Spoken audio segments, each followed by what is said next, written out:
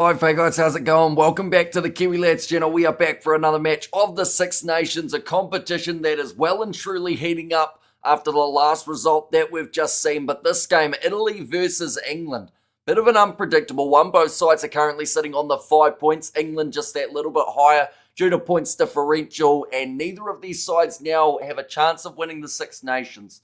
But theoretically, whoever gets the victory here can finish, I believe, as high as third in the overall standings. So there is a little bit on the line for the English. They were not their best in their last contest of the Six Nations competition. Just looking through at recent forms, they were beaten by the Irish 42 points to 21. They were beaten by the Scottish the week prior 31 points to 20, and then having that big win over Wales in the opening round of the Six Nations. Whereas for the Italians, they did lose to France last match up by 25 points, 33-8.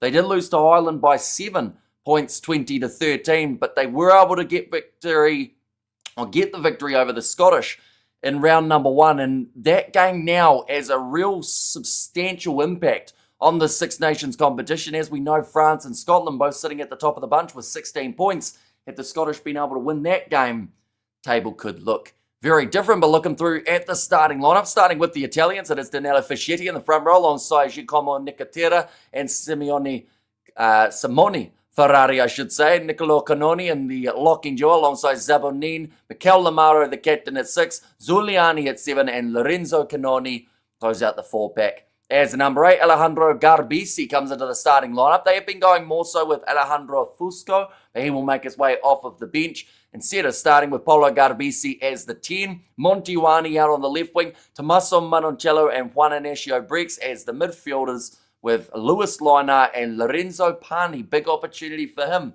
playing as that number 15. In the English starting lineup, it is Ellis Genge, Jamie George and Joe Hayes as the front rowers, Maro Itoje and Alex Coles in the locks, Guy Pepper, Tom Curry and Ben Earl. So a bit of a reshuffle compared to the last match. We did see Henry Pollock in the starting lineup, but he makes his way to the bench. We also saw Ben Earl playing 7. He's now 8. We saw Tom Curry playing 6. He's now 7. For this matchup, Ben Spencer and Finn Smith as the new 9 and 10 combination. Caden Murley out on the left wing, Seb Atkinson and Tommy Freeman in the middle, Tom Roebuck and Elliot Daly as the other two players. So quite a rotational squad from England, and I actually kind of like this quite a bit. Rather than going with the same side that did lose quite badly to Ireland, they've gone, right, we'll refresh. We'll look for a little bit more of an experimental team per se with our backline. We'll see if that was what wasn't functioning up against Ireland. It's still a relatively similar 4-pack here. Maro Itoje, he's just lined up in the tunnel. He's having an energy drink or something before the match gets underway. But Ben Earl will make his way out onto the field first, as this is a milestone match for him. His 50th test match for the English. Quite the impact throughout that time. Wants to have a big impact in this game as well. We have got there, you're a great commentator, says Kurha, thank you very much. And I'm already annoyed with this England team, just watching them walk out. Is it the cannon Maro Itoje's hand? They also have to go upstairs to get out onto the field at the Stadio Olimpico, which is something a little bit different to most locations, as much as I hate to say it. I think the Italians will be gnashing their teeth at the prospect of rolling us over, says David. Yeah, well, that's the thing. They've just seen the upset in the prior match of the Six Nations, so there'll be a little bit of belief out there on the field for the Italians. Morning, Amish, says Daniel. Welcome in. If you are doing well, currently sitting just after the 5:30 a.m. here in New Zealand. We have got plenty more coming up on the channel throughout the day, though, right through until about 6 p.m., I believe. In fact, it may even be a little bit later than that. They have let off the fireworks again, the colours of the Italian flag, as well as the blue in the middle, representative of the Italian kit. Was there ever a drunk lady at your home's window? Not that I know of. I don't think so, unless you got the wrong house. Maybe is Ellie not playing today? No, we have finally changed it to Ellis for Ellis Genge. He'll be happy about that, and maybe now that we've changed it, he will be able to score a try. He's got a new haircut for this match by the looks of it as well, Ellis Genge. And I hope Italy win. Italy 28 to England 17. And let's go Italy, says one Pierre Bosch. And Italy to win by 10 points, says Michael. And that's the thing. There's a lot more people backing the Italians to win now. And I do think that's also because of what we saw in the last match. Because now we've seen the underdogs can do it in this round of the Six Nations. And to be fair, the Italians, when being underdogs, did it in the first round too. Thanks for covering this game as well, says Sue. No worries at all. Yeah, still plenty more coming up with the sevens as well as the T20 World Cup final taking place. In fact, by this stage tomorrow, we'll almost know who's won that T20 World Cup final. Overcast in Durban, says Robin there too, and Italy can do it after that French loss. And Scottish were brutally good, says Ruth. I sometimes comment on the mistake chat or the MST3K chat by mistake, asking you a question, says Cool Story. Well, do they at least answer it? And greetings from Irania, says Hurrad here too. But just about to have the national anthems of these two sides. For anyone wondering about what is to come for these teams as well, this is the next round. In fact, you know what? We might as well show the whole round rather than just the two games. We'll get Ireland and Scotland involved in there too. They are actually the opening contest of the round, which means early on we will know exactly what France and England need to do to win themselves, well, more so France, to win themselves the Six Nations comp. It is pretty much being set in some regards. I know that someone said don't mention cricket, but at the same time, I'm going to use a cricket analogy, which I'm sure will drive some people absolutely mad. But Ireland and Scotland will be setting the total for France to try and chase down. And whether or not they need a bonus point will be a wait and see. Whether or not they need a big win or just a narrow one, or maybe they only need a bonus point if we do end up seeing a draw. Oh no, they'd still need maybe a couple bonus points if there was a draw between Ireland and Scotland too. But God Save the King is now just being sung. We have got there, I'm hiding. I'm all in for New Zealand to win the cup. They gave us hiding in that semi, says Michael. 10-point margin thrashing by Scotland. I don't know if I call it a trashing in the end. If they had avoided conceding a whole heap of points in that second half, it would have been for me. Like, the original thing that came to mind was, you know, that Scotland were dominating the French, but they just let them back into the game in the second half. So that was the one that really, you know, like 10 points difference. France almost snuck another bonus point from that game. What a game from the Scots. Yeah, bringing up 50 up against the French. Come on, Italy, says Suckabulla in there too, and everyone voting with emotion. I see Italy way ahead in the poll. It may have been the case of rather than who do you think will win, maybe who do they want to win. France was overrattled. I've not seen that in a while, says Cringy. Is your suit pressed and tie found for tomorrow's final, says Xander? No. But hopefully I'll be able to find it. I word on the street is that the Kiwis going to do the haka against India tomorrow, and even DuPont looked rattled. Forward passes behind your own try line. Yeah, that was a real big brain fade from DuPont there, wasn't it? The best thing was Scotland came out second half and kept playing for tries, which is exactly what they needed, you know. Up against the French side, even in defeat, we saw them score 40 points. And I think this game's going to be a lot lower scoring, but I'd like to see that same mentality we saw from Scotland from this England team. Doing everything to not do live India versus New Zealand, so many lives. We're still doing that game, Charles. So I feel like you're just trying to make stuff up now. We have got there, hey there, Kiwi. Says Charles, it's just we haven't scheduled it yet because there will also be more schedules to do afterwards as well. So that's the reasoning behind it, because we will be scheduling it at the same time as the 7 semi-finals and all sorts. The best thing was Scotland. Oh no, I read that one, didn't I? And Billy isn't there from Ruth, and New Zealand going to smash it tomorrow. Do let me know, ladies and gents, what you think the score will be between these two sides, and also who your key player is. I think Ben Earl in his 50th match is going to have quite an impact, but I also think Finn Smith in that number 10 jersey. Italy are fired up big time. Again, they will let off those colourful fireworks in the background. Are you going to commentate the World Cup final? So what time will it start, says Hannah. So I'll probably end up starting that one at 2:10 a.m. New Zealand time. Just so that I have about 20 minutes to build up. Hopefully we'll be able to catch the toss, although the way that I do it, I kind of need to know the lineups before starting the stream, because then we put them down the sides like this. So yeah, we'll either be 20 minutes or 15 minutes beforehand, but starting that one at around 2:15 a.m. New Zealand time tomorrow. I think it's going to be a scrappy game, but England will win 30 points to 24. You're probably going to smack your computer if the Black Caps lose again. At the end of the day, I think they've done well to get to the final. A lot of people wrote them off in that semi. So just getting to the final, I'm happy with. I know that probably annoys a lot of Kiwis by saying that. 2 a.m., no crazy person, says Xander. And where is Scotland in the world rankings now, says Martin. We'll let you know. So the World Rankings calculator, of course, there is quite a bit of ground that can be gained by Italy here. If they are able to get themselves the hefty win, or even the narrow victory would do a little bit. But Scotland now in the overall standings, they sit in 7th still. So they haven't actually gone up in a ranking, and they couldn't actually catch Argentina even if they beat France by the big margin. At best, they could have gone to 83.76, which still would have put them about 1.2 behind the side above them. Okay, thanks. Looking forward to your commentary for the cricket, says Hannah. George will probably eat your computer in frustration. Don't bring him tomorrow, says Charles. I've changed as a person since the Scotland game, like by 0.01%. And Ben Curry injured, says Sakabula. Did I say Ben Curry or did I say Ben Earl? Because I know Tom Curry's also in this loose forward trio.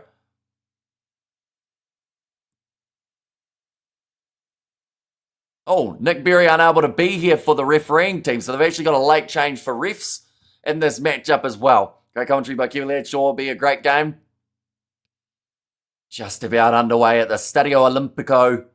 Round 4 of the Six Nations. This game to help determine who can finish third in the overall standings.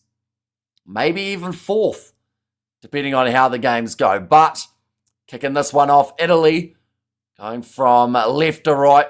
Kicked off by Paolo Garbisi and nicely taken for Ben Earl in his 50th game.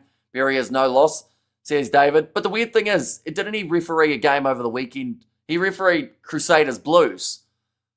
So it's weird that they had a late change because he was still refereeing in New Zealand like about 10 hours ago.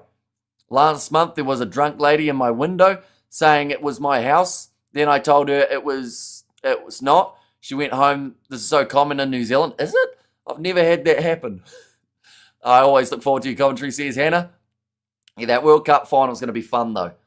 And the last round of Six Nations, same with that. The fact that now anyone in that top 3 has a chance of winning. Jamie George to throw this ball in, nicely taken. The line out by Alex Coles, now going for the high boot from Finn Smith. I don't know if that tactic naturally suits his game. I feel like he's more of an attacking. Back flight's cancelled due to... so I guess maybe he wasn't initially going to be referee for Super Rugby, right? And they decided to put him in seeing as he was still in New Zealand. I wanted to comment to think a few weeks ago everyone was saying England versus France. I beat for the slam. I guess Angus Gardner must have flown over earlier then because he was already there for the France versus Scotland game. Ben Spencer, ball's there. Thought about going right, but instead will shovel it left. They actually had as many men on the short side as they did on the wider side. Hamish do an IRL stream meeting KFC if Black Caps win the final. What, and just name it Black Caps celebratory KFC stream. George would be keen. Nice take from both men under the high ball. They actually both managed to gather that one nicely. But I think it's going to become an unplayable here unless no pops out on the side of England. Now Ben Spencer going now to the right-hand side. The Maro Atoje, 40 metres out. North side of New Zealand. There are so many Maoris, says Coles. But that surely doesn't translate to people, as you say, being drunk outside your house, knocking on your window. Going off to the left, Alex Coles, another carry for him. 7 phases in a row for England. Slowly gaining ground. I wish bad luck to England, says Given. Now left-hand side once more. Italy just not really getting their hands on the ball as of yet in this contest, waiting patiently for the opportunity. Charles, it happened to me once, got home from the pub. Kiwi not fit, only to remember I moved flat, says Herard. That is going to be now a box kick from England again. Towards that 22 of the Italians, perfectly weighted from Ben Spencer, and it bounces back to Joe Hayes. Attacking chance now, Earl plays half. Lobby pass, Genge. Oh, looking for a risky pass, and it's intercepted there. Oh, just called as a knock-on. But England in for a decent shot of being able to score early there up until the mistake with the back line. Sebastian has got England overall. As hilarious says, Reuven, mad woman knocking on your window is Wuthering Heights stuff. Damn, the lady must have followed you, mate. Hamish, I'm South African. My sister lives in Wellington for the past 26 years. Loves it there, says Mike. Yeah, Wellington is pretty nice. I know it gets windy at times. Of course, that's the the stereotype of it, but I've heard a lot of people do enjoy Wellington. Pack weight's 900 almost kgs for England. They're 8 kgs short there with 892. In Italy, they are 879. So the slightly lighter pack out of these two teams. Oh, and free kick goes the way of England. Looking off to the short side, going for the chip in behind, and it rolls into touch. Italy will have the line out. Though, to be fair, my wife does it all the time, says Joey. For knocking on the window from the inside or the outside, Joey? And so do we get Six Nations decided between France and England with the winner winning the Six Nations? Not really. So what will happen is Scotland and Ireland play each other. Whoever wins that game will sit in first place. And then whatever they do in that game, France then have to do up against England. And that would then win France the Six Nations. England cannot win the Six Nations from here. What's your opinion on Palmerston North? It's all right. My sister actually lived in Palmerston North for multiple years while she was studying. I think she found it all right. She only had her car broken into once. But she was very happy that they broke in and didn't steal her CDs. That was the one thing she was concerned about. Not the fact that they smashed all her windows. So they broke in through the back window. Found, you know how you have that little thing for breaking windows that you pop on the window and it smashes them? They found that in her glove box. Proceeded to smash every single one of her windows afterwards. But didn't take the CD, so she was happy as. Now going off to the left-hand side. Daly going for the kick in behind. This one's only going to be a couple metres out. In fact, taken into the in-goal area. Just about the ball made it in. So will we goal line dropout? Are we going to see the game or nah? Sadly not. That is just due to licensing. Any match for footage or audio would get me taken straight off YouTube. Surprised anything New Zealand has is worth stealing. Says, I'm nutty. Well, I don't think they found anything really. So that's why they smashed all the windows. Because they're like, oh, all you got is One Direction CDs in the windows. And nobody has CDs in 2026. Fake story. It wasn't this year. It was a couple years ago. But now, Ben Spencer going back across to the right-hand side. It's also a slightly older car, so she didn't have the radio. It's quite unfortunate, really. But it did have a good CD player, little Suzuki Swift. On to the right-hand side, Ben Spencer. Blind side for Freeman. Now left-hand side. Skip pass to Atoje. A lot of possession early on here for England. Offloading it up, Spencer. Now involved Ben Earl. Can't quite get it away to Murley. Now Tickler, as the referee says. No advantage knock on. And they are going to go back for the initial scrum. I have CDs. I hang them in my fruit trees to keep the birds away. Well, there you go. Little life hack there. England commentators are saying they choose, or this kick chase game of England is looking amazing and imperious. Probably said that last week as well. And also we have got there, I thought you Kiwis were still using tape decks. Some cars do around here. I was in one only a few weeks ago that still had its tape deck in. But it just depends. Like, if you have a tape that's working nowadays, you're doing pretty well. Can't drive and only have one CD. That came with The Witcher 3. Apparently they have colour in 2 in New Zealand now in the big stores. Oh, ball stolen by Italy at line out time. Kiwi still using gramophones. Yeah, some of us still have landlines in the houses as well. That's something that's become a thing in the past. Do like a good landline. You know, when you get the phone ringing and you have to sprint into the room to go and find it. That's half the fun. It's a good steal from Zabonin. Seems like England just making a couple early errors. How much was one, Jovi, one of your CDs in your sister's car? No, it was she had One Direction, Westlife, Backstreet Boys. So like, but I think one of them was like not a limited edition, but like a nice case for it. So yeah, she was happy they were still there. Obviously, the person who broke into the car was looking for some money rather than some boy band CDs. Now, bundled into touch there, Guy Pepper will be the line out now for Italy, about 25 metres out from their own line. I have cassettes I'm still playing. A 2 tin cans connected by string. That used to be a lot of fun back in school. We used to make the cup phones. Everything of how many old stories, books, movies have plots. that wouldn't work if the characters have modern cell phones. Yeah, there's quite a few, isn't there? Like, Home Alone wouldn't have worked if they just had, like, a decent security system. But instead, Kevin had to do all the work himself, didn't he? Now, line-out throw. Nicely taken by the Italians. 22 metres out from their line. 9 minutes into this contest. This ball's starting to march forward here for Italy, although it has wheeled right around. That ball's still there with Nicotera. It is now dragged down. What car do you drive? What music you listen to? Says Sarah. I don't really have any specific music. Just because, like, I just put a whole heap of random genres in and stick it going. The car, it's a Nissan. That one's going to go to the side here. Cross kick attempted by the Italians. Now thinking about the pass. He's just collapsed there when he's got the pass away. Tom Roebuck, but Freeman tries to flick pass on the inside. Referee says it goes backwards.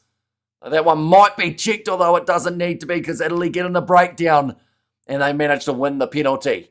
A guy got peppered into touch as it started. It has indeed 10 minutes into this game. There's still 0-0 between these two sides. Kiwi Internet uses Morse code. So here's Joey. I bet he drives an Austin 1100. I don't actually know what type of car that is. I don't have the best car knowledge, unfortunately. Possession 74%. Territory 96% for England, but they are yet to get points on the board. Italy are doing all right, to be honest, and that's something that they've heard a lot throughout the Six Nations, the Italians, of people going, oh, they're actually going much better than anticipated. Italy to win, says Chef. Nicotera's already got a gash out of the back of his jersey. I don't know how that's happened. Someone Spriggs probably giving him a bit of a cheese grater treatment. On off to the right now. Canoni moving forward. Alice Genge ended up falling off that tackle. Actually may have taken a bit of a cut too in the process. I also enjoy thrash and death metal from time to time. Not really, no. I feel like you can't really edit while listening to death metal because you just have screaming in your ears. It's bad enough how I have to listen to myself while editing, let alone like having other massive noises. I haven't got George Ford to hate today, so I'm kind of bored, says Joey. Yeah, because he's not even making his way off the bench, is he? He's Jack Van Porfleet as well as Marcus Smith. So if you're not hating on George Ford, Joey, who's your next Englishman that you don't like in this team? Yeah, Ford, I think that they've gone to the Smith option just to try and add some more attack, but so far we haven't seen a lot of it. We have got there, Hamish, what time the Vancouver Sevens? The Vancouver Sevens starting from pretty much 8 a.m. New Zealand time, running right through to around 6 p.m. I think is going to be our last stream. I think I've scheduled 90% of the ones that I'm doing today. We've got a bit of a drinks break stoppage here for an injury of Alice Genge just getting strapped up around the head. But yeah, first one for us is 7:55 a.m. So that has taken place in 2 hours' time. Australia versus Argentina. And then the last one that I'm doing is actually at around, seems like 4:30 p.m. But that is dependent on how the women's sevens is going. We might end up chucking a couple more games on afterwards. But at the same time, it wouldn't be a bad idea for me to try and sleep after that so that I can actually get to bed at a decent hour for the T20 World Cup final. What did George Ford do? He went for that drop kick. I think was the one that a lot of people were annoyed about. But he also has done some really great things for England in that 10 jersey. But I think the Six Nations competition, France have just proven it. Ireland have proven it. England have proven it. It's unpredictable. In fact, every side has got a hide. Well, it's not really a hiding when you lose by only 10, but every side has struggled in at least one game. Oh, free kick goes the way of the Italians. That is against the scrum feed too. Ben Spencer was the man who was going to be putting that one in. Exactly what did George Ford do? Sweet F4, that's what. Are you going to do Belgium versus Netherlands, or you do the 20s Ireland versus Wales, or we can sleep. That's also an option. Although during that Wales versus Ireland under 20s, that's after this one, isn't it? So it will overlap with the sevens. Come on, Italy. Scotland versus France must be a record score for them as well. Surely, I can't think of a time that Scotland have brought up 50 points up against France. And I also can't think of a time that those two teams have had 90 points scored between them. England now in position, 42 metres out from their line. I will be honest, 12 minutes and no tries feels a little bit lacklustre compared to that last game, just with how quickly It was progressing. Sleep who needs sleep these days? Exactly. I'm only running off about 6 hours from the last 2 nights. That is combined as well, I should mention. But, nice charge down for the Italians. Elliot Daly is back. Someone's dropped there. I think it was Freeman. I don't know whether that was a foot trip or whether he just tripped over himself. Now, kicking towards the 50-22. Well taken by Finn Smith. Side of England's 22-metre line, and they will boot that ball into touch. Do they want to take it quickly, Italy? They say no. That France-Scotland game was crazy. What a game. Yeah, absolutely insane game. And, best case scenario in a way, maybe minus the French bonus point for the Six Nations as a whole, right? Because now it goes into the last round. Those games mean something, which is fantastic. As much as I feel France deserve to be able to win the Six Nations, I like the fact that they have to earn it in the last round, rather than having it now and every game in the last round not really impacting anything other than second, third, fourth.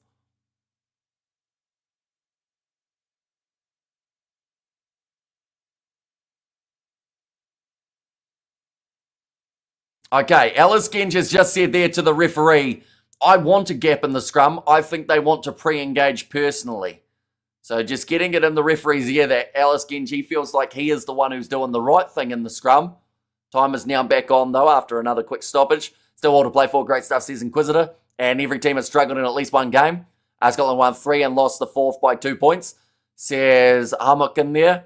But did you see them in that game up against the Italians? I think that was the worst handling performance from Scotland we have almost ever seen. So, the fact that they only lost by 2, I don't think was down to the fact that, they played well in that scenario. It was just the fact that Italy also didn't quite get going in that game because of the wet conditions. Every game means something. Italy and Wales look at each other. That means, if Italy lose this game, they will be playing off up against the Welsh for the potential wooden spoon. Now going away to the right. Now Juan Inacio Brex. Tackled low by Guy Pepper. Now Canoni. It's the first time that Italy have got some decent possession inside of England's half. They will not want to let it go to waste. That's all to play for. Great stuff. England are playing possession rugby and just kicking contestables relentlessly. Says Power Bite. Well, I don't think the Italians will mind the tempo of this game at the moment. Juan Inacio Brex goes for the kick in behind. It's going to be nicely claimed by Pani running onto it well. A U2 Sunday, bloody Sunday, says Martin, but a knock on there from the Italians. The White Dragons didn't step up.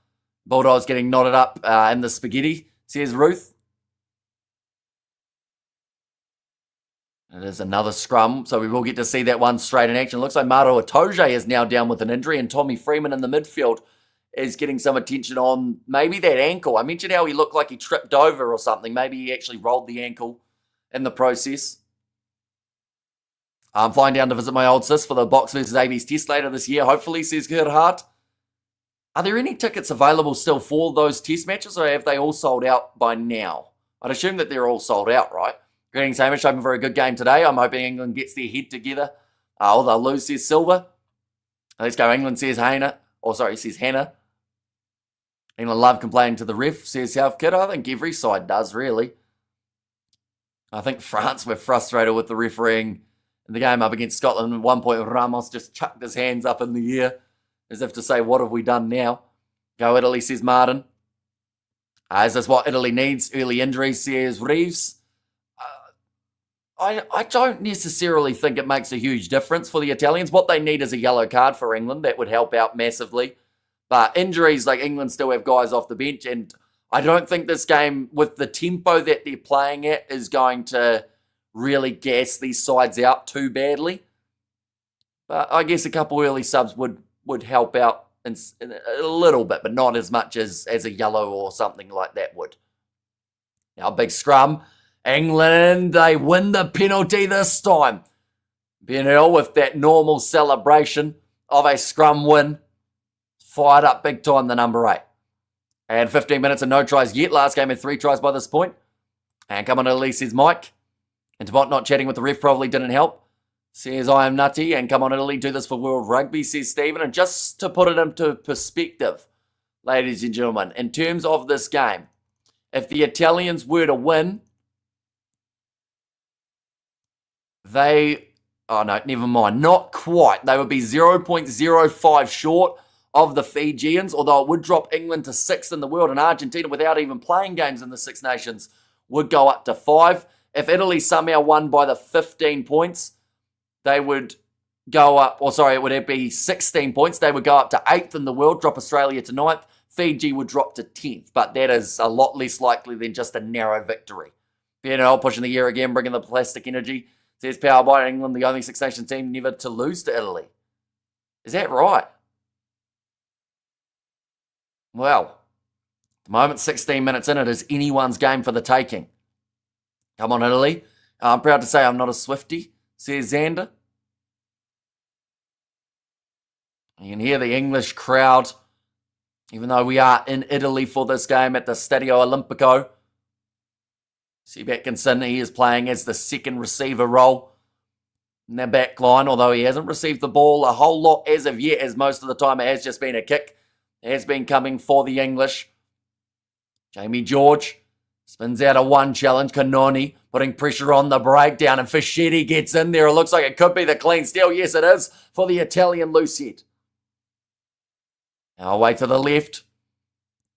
Now Juan Inacio breaks, passes it on to Monty Ioane. It will become a foot race. So far I saw a prop and a lock chasing him, but then the chip in behind. Massive in-goal areas here, and the ball is taken out by Tommy Freeman. Monty Ioane's trying to argue that it was run into touch, but I believe it will still become a goal line dropout here. I wanted Ford to play so he could hold a generational L. Young Henry Pollock very cocky. But then again, he never faced Bismarck Bacchius, Danny Russo, says Herhard. And he does get under South African's skin a lot. I've noticed that out of all the countries, it is the South Africans who seem to hate Pollock the most. They're very excited for July. I've heard that about 1,000 times already throughout the Six Nations. Going off to the right. Now, Kanoni. Ball is in control for the Italians, about 30 out from the line. Paolo Garbisi, nice short ball to Manoncello. England trying to get that steal on the breakdown of Toje over the ball, and does rip it away for the English. Spencer back in the pocket to Daly, who's got a long left boot. Does look to use it. And after the Six Nations win is the next international game. Depends if you're talking men's or women's. If you're talking women's, there's actually Women's Six Nations starting in 5 weeks' time. For the men's side of things, I believe the next internationals are in June as the warm-up games for July. Monty Ioane down the wing again. Offloads up this time to Manoncello. Looking for the steal and the breakdown. Unable to quite get it. Now away to the right. Big collision for Kanoni. Pressure from Earl, although he's ended up on the wrong side. In fact, that's Sam Underhill, in fact. And their number 7 jersey, so Curry must not be playing in there today.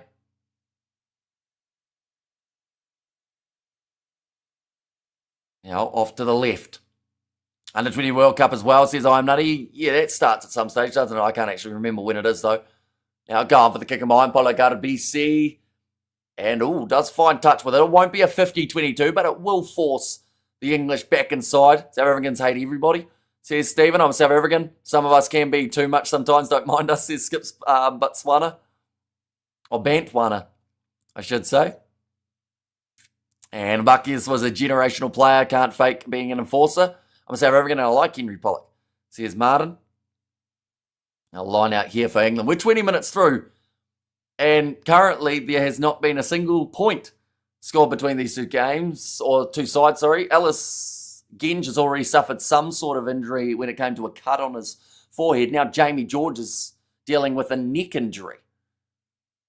Seems like, how many players have been down so far in this game? I feel like the referee, I don't want to say that the players are not actually injured, but so far we've seen about 4 Englishmen go down in this first 20 minutes, and I think the referee's now starting to realise, either take the players off or get on with the game. But it does help with slowing the tempo down. Referees just standing there watching over, making sure they are doing everything they can to get them back into the game. Italy's strategy is to just beat up the English. Well, it seems to be working because we've seen 4 men stay down at the moment. We've seen Freeman, we've seen Maro Itoje, we've seen Jamie George, we've seen Ellis Genge. I think that's the list so far. And then going down like Royals Pants says, I am nutty. England trying to sell, says Reeves. And let's go England in there as well, says Dale. Possession last 10 minutes of this contest has been 65% for the Italians, although now England getting their hands on the ball a bit more. Sam Underhill offloads up to Earl, who has the ball stripped off him. England jumping on it. Penalty awarded here. It is early from England, or is it? Yes, it is. Early from England, 8. That is Ben Earl, who's been penalised for offside. And Italy now 10 metres out from the line. They have a chance for the 3 points. It looks like they're calling on the tee. South African fans venue as the opposition. Imagine being a box coach or players after a losing streak. And let's go England, says Dale. And the only player I really didn't like was that Owen Farrell, says Xander. And silly England, says Big Rig. Yeah, it does give Italy the first chance to add points on the board for this contest. South Africans are more easily offended than New Zealanders. I think it's similar to everything, how it depends on the person. You know, you can look at what some New Zealanders say about the All Blacks, and you think, geez, it's not that bad. And then it's the same for Springbok supporters. Like, there's always going to be the ones who go quite far, no matter what country's playing. But then there are also the really awesome fans, and we've found a lot of those throughout our time on the channel. That kick has gone over from Italy, making the score now 3-0 for the home side. 2 more tries, please, says Reeves. Farrell was a great player, but a horrible bloke. Says Big Rig. Is even back? He can't still be out, can he? He is still out for a bit longer. I think only a couple more weeks, though.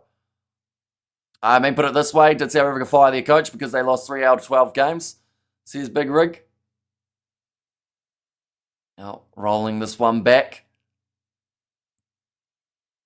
Put in that one nice and high. It's usually the ones that only watch the World Cups that have the loudest mouths. Says Ruby. Oh, knock on there from the Italians. Ball back with England. So knock on in the air.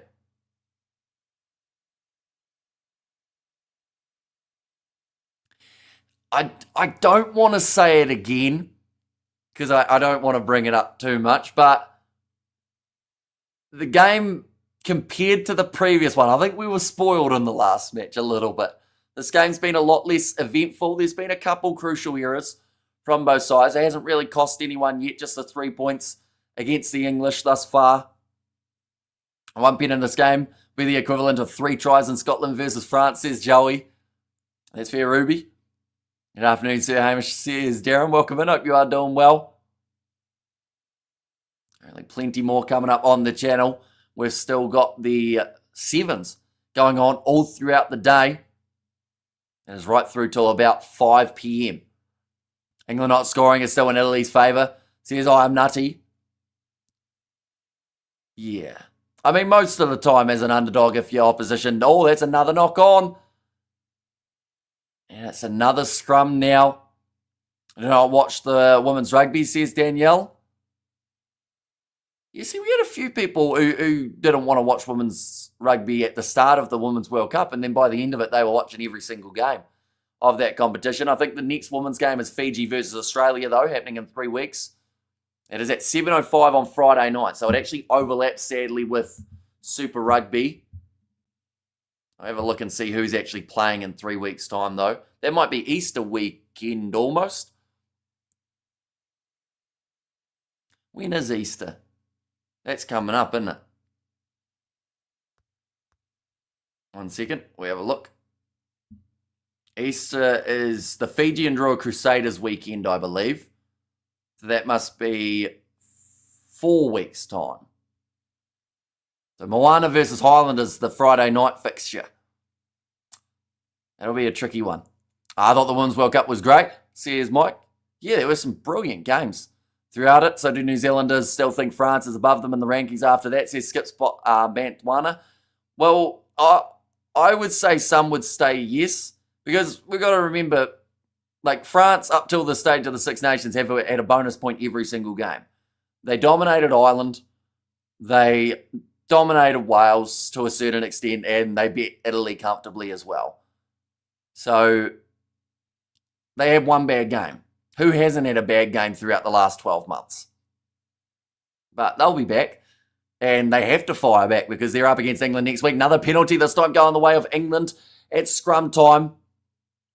Nia's on the ground. Jamie George slow getting back up. Knock on who by? May as well watch live score. Go on then. But now, penalty goes the way of the English. And Finn Smith will boot this ball into touch. And we have got there, if England lose without the bonus point, will be them. Wales fighting for the bottom next week, says Ray Brush. Yeah, although I feel like fourth place is still very much so like up for grabs here. And England really only need a bonus point from this game to feel comfortable ahead of Wales. Line out throw for the Italians. England now in possession though after managing to steal the line out. Ben Spencer back across to the left-hand side.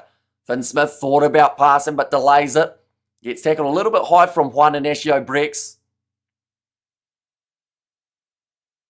Now Genge joins the breakdown. Keeping the ball on the side of the English. Ben Earl almost managed to break his way through Ben Spencer. Go on left-hand side. Numbers here for England. Shoveling it on. Chisholm with the skip pass. Tommy Freeman is over the try line and does score the first one of this matchup. Sebastian is all fired up, says Big Rick. And also we have got there, I talk Italian to peeve the English, says Danielle. And very preserving. Yeah, the first real backline movement we've seen from this English side inside of the 22. And it does lead to the try. It was good hands. In fact, it was Alex Coles to go with that wide cutout pass. Finds the hands of Freeman. And Italy just caught without someone out wide. Lewis Lino, I think, was trying to call for a forward pass there. Now Finn Smith to add the additional 2 as the English have now taken the lead.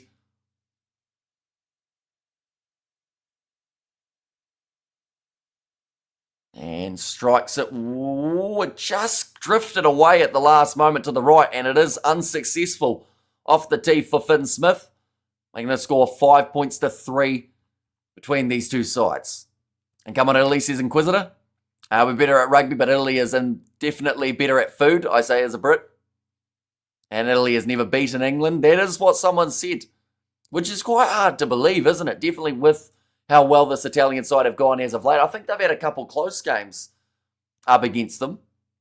But, I mean, history could be made today. If they do well, great low tackle from Monty Ioane on Ben Earl. 20 metres out from their line, England. Feeding it back infield to Jamie Georges to create the angle for the kick. Italy have never beaten. I have beaten England so many times, but never at rugby. And England are 32-0 against Italy. Wow, that's quite the stat. Squad just said all the teams Italy has played, they have only never beaten 3. And British food is the best food. I'd rather have roast dinner than spaghetti bolognese. Yeah, although pizza's pretty good, isn't it? And don't enjoy England under Borthwick, too predictable and slow, says Rick. Yeah, it seems like it takes a while for England to find their rhythm, which is where, if you come out firing up against them, that seems to really throw them off their game. Oh, free kick to England here at line-out time after, I think, Italy closed the gap. Italy has even beaten South Africa. This fine forward has made F up with the kicks too, says Sean. Kick downfield from Finn Smith. Sits up for Garbisi. In fact, that was Lorenzo Pani this time. I went to an Italian bird once, or went out with one. She was well up for it. Sebastian. And how do you rate Garbisi? Which one? We talking Alejandro or Paolo? I assume Paolo. But yeah, he's a classy fly half. Does very well in the French top 14. And hasn't gone too badly at international level either. Spencer, 30 metres out from the line now for England. So they look to shift this one to the right, passing it into touch though. So it will be the Italian line-out. Who scored? So far just the one try for Tommy Freeman for this English side. Afin is settling in way better, playing Then forward, says Sean. Under-20s match was exciting last night. Italy's second try, a beauty, says Eric. A South African friend who lived in England and said he didn't watch South Africa-England games because he didn't know who to cheer for. Yeah, although sometimes that can be quite good, being able to watch down the middle and not having an allegiance to a side. Taken at the back of the line, out although drop ball goes backwards, says the ref. Now Paulo Garbisi taken back into the 22. I think this one, if it goes into touch, would have been fired straight back, but he does hook it around Garbisi. Now Tom Roebuck almost manages to get through. But Zuliani makes the crucial tackle. England now moving away to the left. Grubber attempted in behind it. Will roll into touch on the 22 again. And a lot of lineouts in the early stages of this game. Some of those French tries had several forward passes in them. But poor defence from the Scotsman. Hope they do better next week and finish strong with a win over the Irish and take the cup. What's Snake Biltong like? I heard Snake is a bit like fish. What would it be like a snake? It'd be all bone, wouldn't it? There wouldn't be a lot of meat on a snake. Now maul is called inside of their 22 Italy. Strategically, they may want to leave this one in there so that they don't have to not find touch. Yep, they are going to go with the kick high from Alejandro Garbisi this time. Is Capuzzo injured? Capozzo. I think he got injured last game for Italy. I could be wrong. It wouldn't make sense to rest him for this game, though, I wouldn't think. New Zealand will be very strong next World Cup, says G-Mans. Now rolling it back. 45 out, Spencer. Again, just trying to win that territory battle early in here. Running on was Garbisi. Never actually got a touch on it, but it goes back to Lewis Liner. One-on-one defence. Great from Ben Earl to shut down the chance of a line break down the short side. 31 minutes through.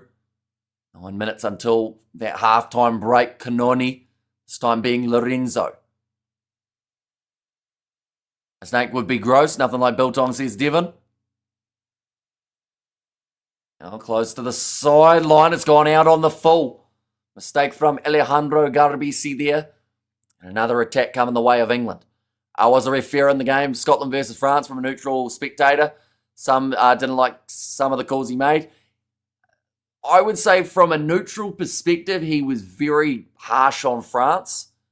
But at the same time, like, the French were giving away a majority of the penalties that he was ruling. So I think their ill discipline was hurting them. And when you're getting pinged so often, you have to adapt to the referee. And that's something that France didn't do. They just continued giving away those penalties throughout. I heard there is no snakes in New Zealand. Only in, like, a zoo, I think, is the only place you find a snake. But no, like, snakes just slithering around. Ref's name was Angus, referring Scotland, big hint. Says, I am nutty. Is Dave Rennie allowed to pick any player he wants, even those who play overseas? Nope, he hasn't got that overseas policy. And David Kirk gave him the big side eye when he mentioned about how there were a couple guys overseas he wouldn't mind getting in. So I think he's still under the same rules as Razor, which was not allowed to pick those guys. And there's a big list now. Most disgusting thing I ever ate was some bug in my pool. Please tell me you were at least in your pool and you accidentally, like, swallowed it rather than just randomly going, oh, a bug's in my pool, I'll go eat it. Because if that's the case, then I'm not sure what to think about you. Oh, penalty. Obstruction there in the line out, so a bit of a reprieve for the Italians.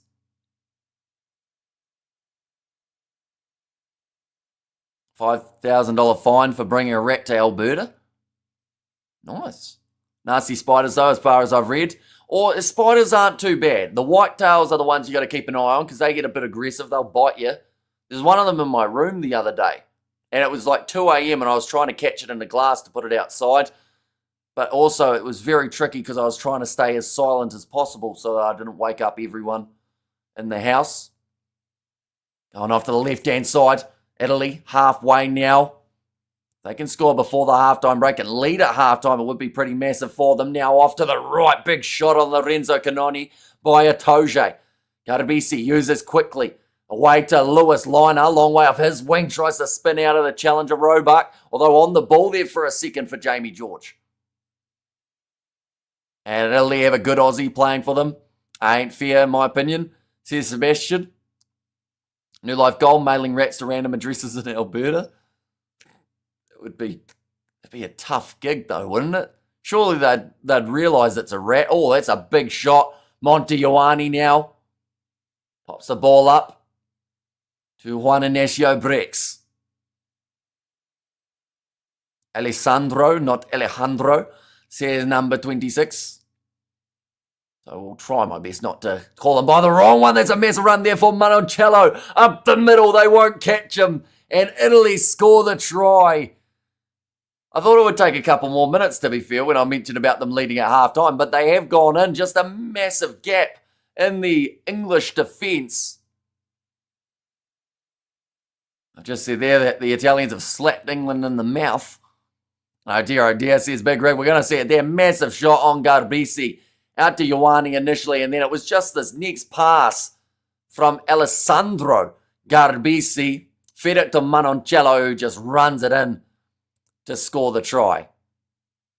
Wait, is there a rugby match on, says Joey. Yep, first try in quite some time between these two teams, but great try nonetheless.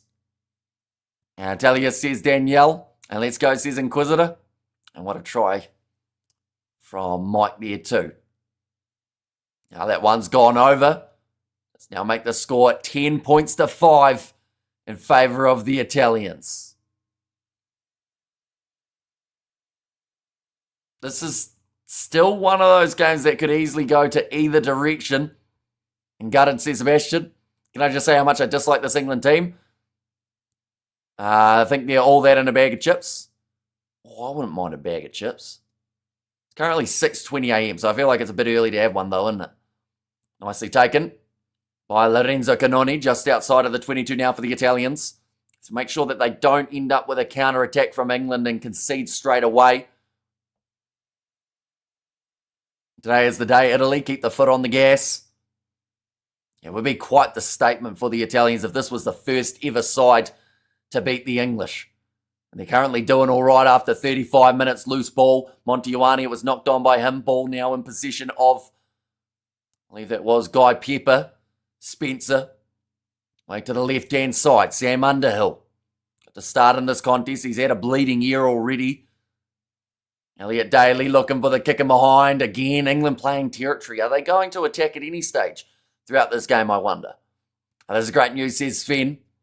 And can Ireland win the Six Nations next Saturday if they win? They theoretically can if Ireland beat Scotland and France lose to England.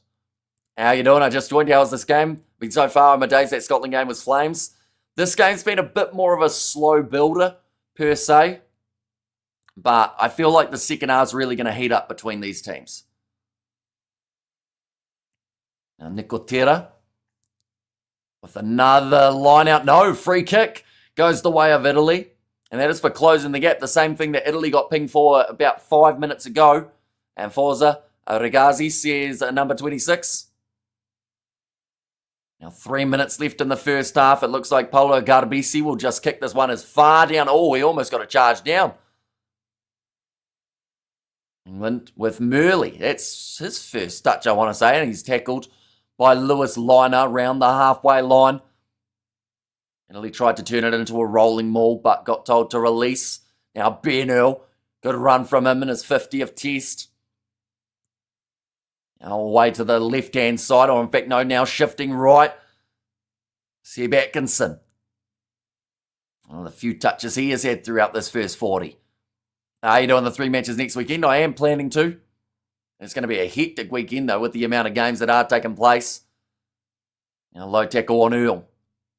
Italy's defence has been solid throughout this matchup. They haven't missed a huge amount of tackles, and they win the penalty do. England straight off their feet in the breakdown.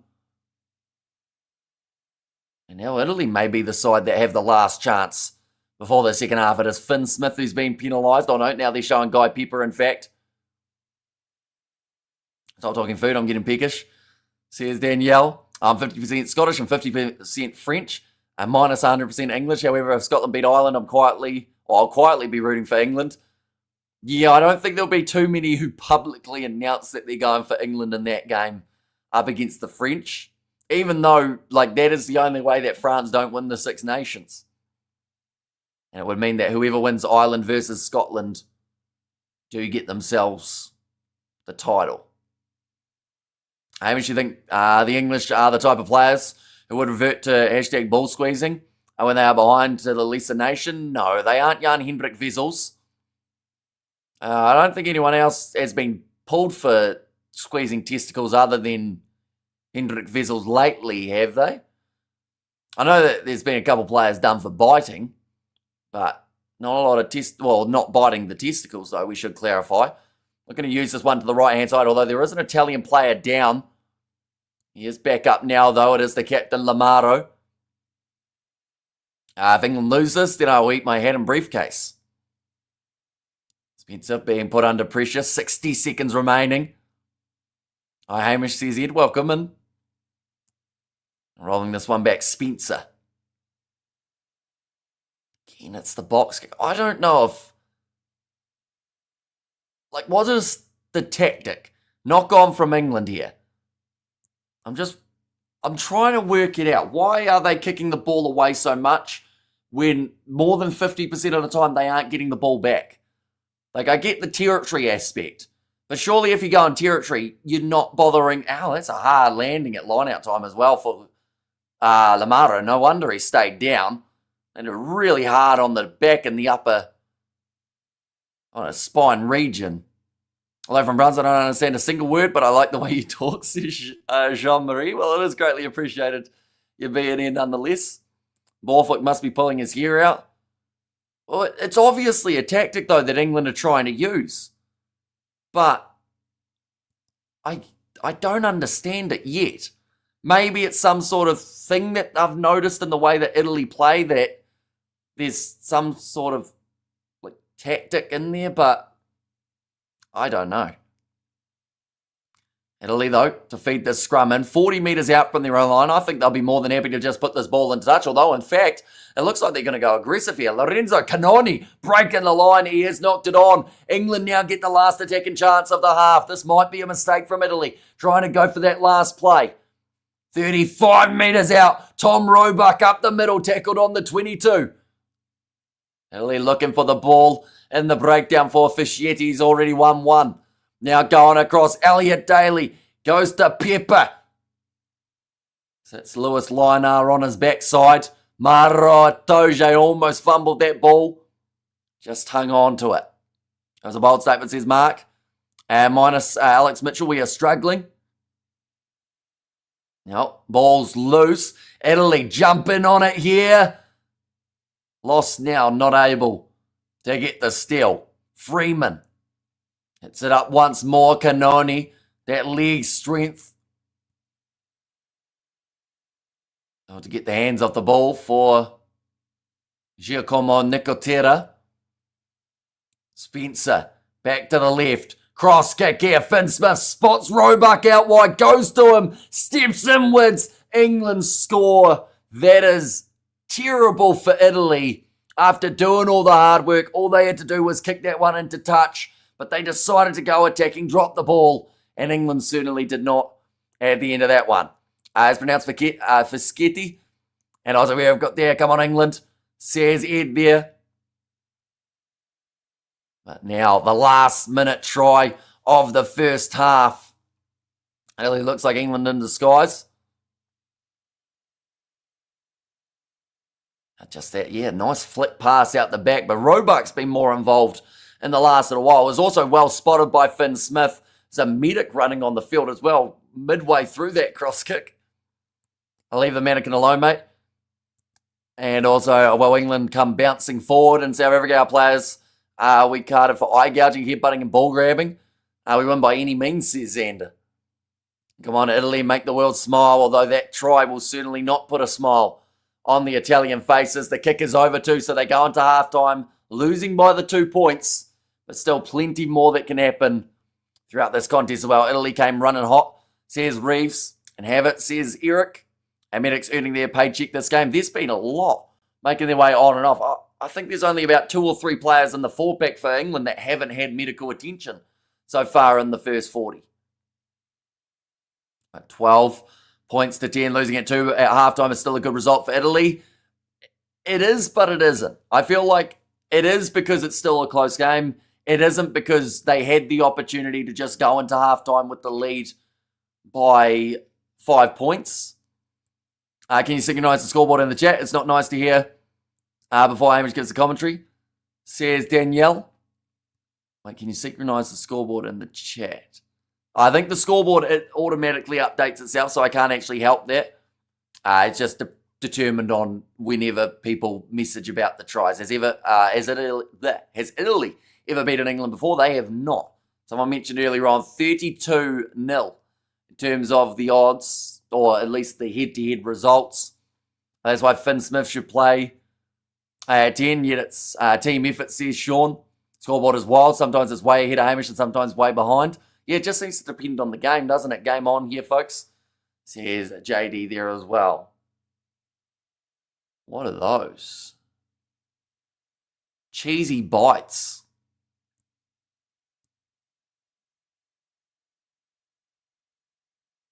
I might have to get me some cheesy bites in a couple of days' time. They looked all right from Pizza. Sometimes the scoreboard gets drunk and just makes stuff up. And brutal game, a bit fun to watch. Says Matei. And so 10-12 is not a bad score. Game open to both teams to take it, but do Italy finish strong? Depends on how competitive they are up until that stage. Sometimes if Italy have a chance, close to the end of a game, they will start to fire more. In front of the home crowd as well. It's exactly what carried them over the line up against the Scottish, flaming Italians. Hamish, that is exactly what Italy needed. They'll spend halftime angry that they're behind rather than wondering how to defend a lead. Says Power Bite. Yeah, we'll see. I feel like that also might have been the one that they dropped their heads a little bit, though. Going, we did so well throughout the first 40 minutes, yet we still somehow are losing this game. As the Italians. Max Holloway versus Oliveira tonight, or today. That's at about 4 p.m, right? New Zealand time, I think. And come on, Italy, give us a try before halftime. It is now halftime. England gave them one right at the end.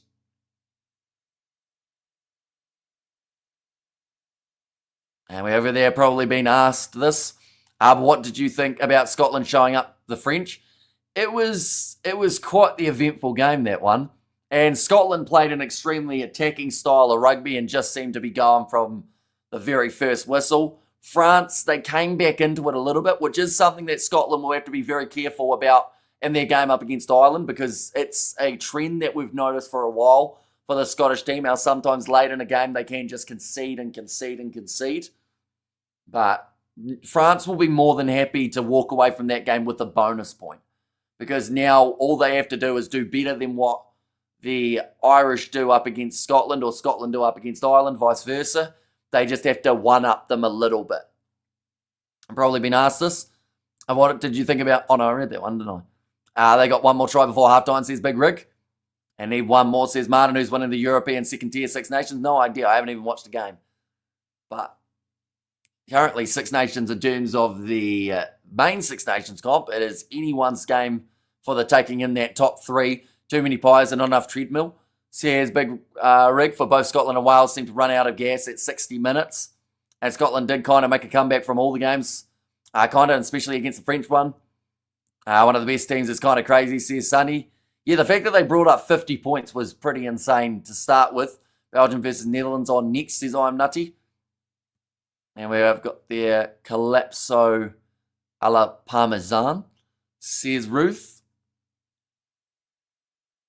Showing us some highlights of New Zealand versus South Africa in the Cape Town Sevens. Oh no, it's actually the Singapore Sevens highlights. Of course, the Vancouver Sevens, they are starting up in less than 2 hours' time. First one that we are covering will be Argentina versus Australia. That does start in about 1 hour 20. From there, we will be up all throughout the day doing the rest of the Sevens from pretty much 8 a.m. through to about 5. So, Jack, let us know at halftime. Who do you want to win the Six Nations? France, Ireland, or Scotland? Who do you think will win this match? Italy have been solid. England have really confused me with their tactics. But I do think that try just before the halftime break may be enough for England to carry it over into the second half. They just need to start actually running the ball rather than just kicking it away every single, kind of five phases. Because the tactic's not working at this point in time, or at least it doesn't seem to be, unless it's some sort of long-term chess play and checker situation. How England have a long-term plan of eventually that's going to open up space for something else, maybe. I don't see England doing much against France, though, unless they come out with a better game plan in the second half, says Matai. Oh, no, it is Matai. I had it right the first time. I told you it was going to be scrappy, but it's England, says Kyle. Hi from Devon and Michelle, currently on a ferry to France. Hopefully you are. Whereabouts are you ferrying from, Devon? In a pizza, state of mind. How's it, Hamish, says Sakile. And there's well, doing very well. Still plenty to come. But a couple pretty different Six Nations games in terms of the comparison. Although there was a relatively low score line at halftime between Scotland and France. I believe it was 19-14, which in comparison with the full-time score is a lot less. It's all about which gear the teams are in. At the end of the comp, Scotland is flying high. Makes them hard to beat if they stay disciplined, says Ruby. Do you think Wales did good yesterday? I thought they were competitive in that game up against the Irish. It would have been nice to see them find another gear in the second half. Just that little bit more. But defensively on their own goal line, that was phenomenal work throughout that first half. And Reece Curry, what a player he is at the moment, with the fact that he's been able to get himself 3 tries in 3 matches up against France, up against the Irish, and then also in that middle game up against Scotland. Scotland for a change to win the Six Nations Cup. When was the last year that Scotland won it? Out of curiosity. I'll be lying if I said I didn't end up on Pizza Hut's website there looking at their cheesy bites. They look all right, they do, but when was Scotland's last Six Nations title? I think they haven't won the Six Nations, have they? They've won the 5 Nations. Scotland last win the Six Nations. I think they haven't when it was the 5 Nations, right? Yet to win it for Scotland. I'm trying to find when the last time was that was it in 2000? Oh no, they were added into the Six Nations with the, Italy were added into the Six Nations 2000, so it was before 2000. 1999, it might have been before I was born, the last time that Scotland have won a Six Nations comp. So it was still, or when it was still the 5 Nations. Did you read about Six Nations trophy getting destroyed in a car crash? No. Do they have a replacement one, I guess, now? And also, where do you put that trophy? You'd have to have it at England versus France, right? And then worst case scenario, ship it over to the Ireland or Scottish winner. What does the table look like right now? So this was the table after that Ireland versus Wales game. 1 second. And now France are sitting in first on 16 points. Scotland are also on 16 points though. So those two are on the same. Because of France getting that bonus point for getting 4 or more tries, it did mean that they also take their number 1 spot back, as halfway through that game Scotland actually would have been the first. But yeah, 16 as the top, and then 14 for Ireland closely following. So it's going to be good. The finishing week, we get to see Scotland versus Ireland right off the get-go, so that will tell us what we need to know about that one. Portsmouth, England. I'm South African, and Michelle was Irish. Says Devon. How long's the ferry from England to France? I'm always terrible with my European travel times, because the idea for me, being in New Zealand, the idea of being able to literally go on a bus to a different country, or a boat ride that I don't think is massively long, or taking a train to a different country, that's pretty cool. Because here in New Zealand, we've got Australia about 3.5 hours away, but you can't just casually pop on down to another country. Italy beat them in the first ever Six Nations game in 2000. Says Toe Fingers. And it was the biggest underdog that can still win the Six Nations. Probably Scotland, to be fair. I think that they came in as bigger underdogs than Ireland to win the Six Nations comp, although Ireland will be the underdog of the last round to win the Six Nations, just because of the fact that they're only on the 14 points. The Proteas have been losing the ODI and T20 World Cup finals for decades. We need to find that dog, says Ruby. 30 minutes Dover to Calais, or 4 hours Plymouth to Roscoff. Can't Italy still win the Six Nations comp? No, because they're only on the 5 points. So technically, the highest that they can get is 15 points, which would put them only as high as third. If another result goes their way, which would be Ireland would have to lose without being within 7. What does the name double fingers? That's weird, says Kyle. And Borthwick is in the dressing room right now, showing them a PowerPoint presentation of how to kick the ball directly to the opposition. He looks like an undercover cop at a rave. Absolute fraud, says Knees there. Yeah, I don't understand the tactics from England throughout that first half. Definitely with the fact that, like, if it was working, it would be different. But the kicking tactic, I don't think, is completely working in their favour here. They're losing the ball quite often. So it just seems like they might as well just grubber it to Italy and say, right, you attack again. Because if you're going to go for those kicks in behind trying to play territory, kick it deep. Like, at least get it into the Italian 22 rather than going for those box kicks that only make you maybe 15 metres if you end up winning it. Italy will beat England, says Carls.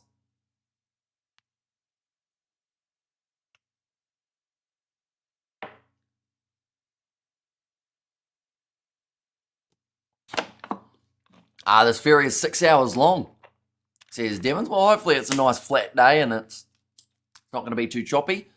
As a Welsh fan, so glad England's last 2 games went so bad. Took the heat off Wales, which kind of showed slightly better each week. And hopefully Wales can upset Italy next week, says Matei. Yeah, see, it's a tricky one next week, isn't it? Because we're in a scenario how it would be great to see Wales get themselves a win in a Six Nations game, and it would come up against the Italians. But then Italy also, I think, deserve to finish, I would say, 4th in the Six Nations, some would argue, depending on how this game goes, if they do win this game, of course. The Six Nation trophy is a fake replica. The old trophy is broken. Making a new one, says Powerbite.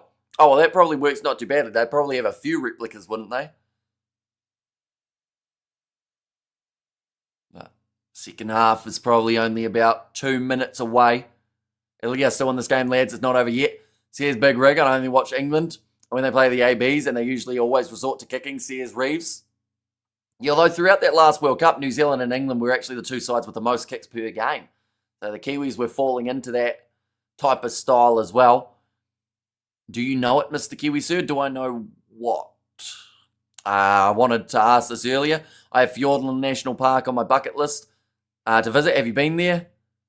I don't think so. Have I? I'm going to have to do a quick old Google. 1 second. Don't think so. I think I was confusing that with Willowbank in Christchurch, which I have been there. The Eels were trying to attack the students of our school, which was a bit weird. We have got there, please leave a like, Mr. Hamish. Great commentary for this weekend, says JD. Yeah, still plenty more to come as well. Got the 7 starting up in only an hour and 10 minutes time. So hopefully this game doesn't run too long, of course. And then alongside that, we've also got the matches taking place throughout tomorrow and the T20 World Cup final between New Zealand and India. The teams, I believe they are both out there on the field. People happy in the stands at this point in time. England kick because passing skills are low, cannot make breaks. But I think that when you look through at this backline, though, there is enough skill there.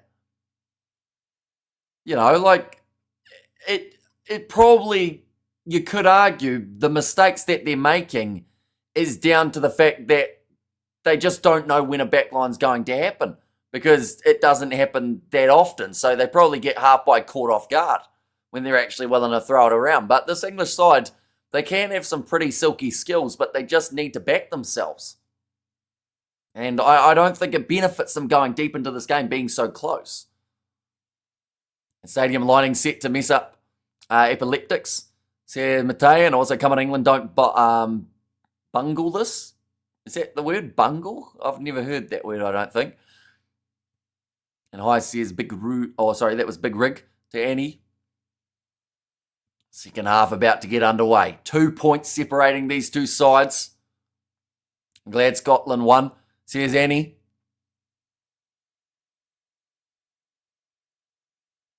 You see, it makes the Six Nations that little bit more intriguing now for the last round. This can also make it a bit more intriguing in terms of who can get that fourth place. Whoever wins this game will be in the box seat to do so.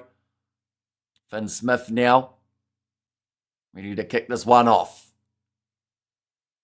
Going high.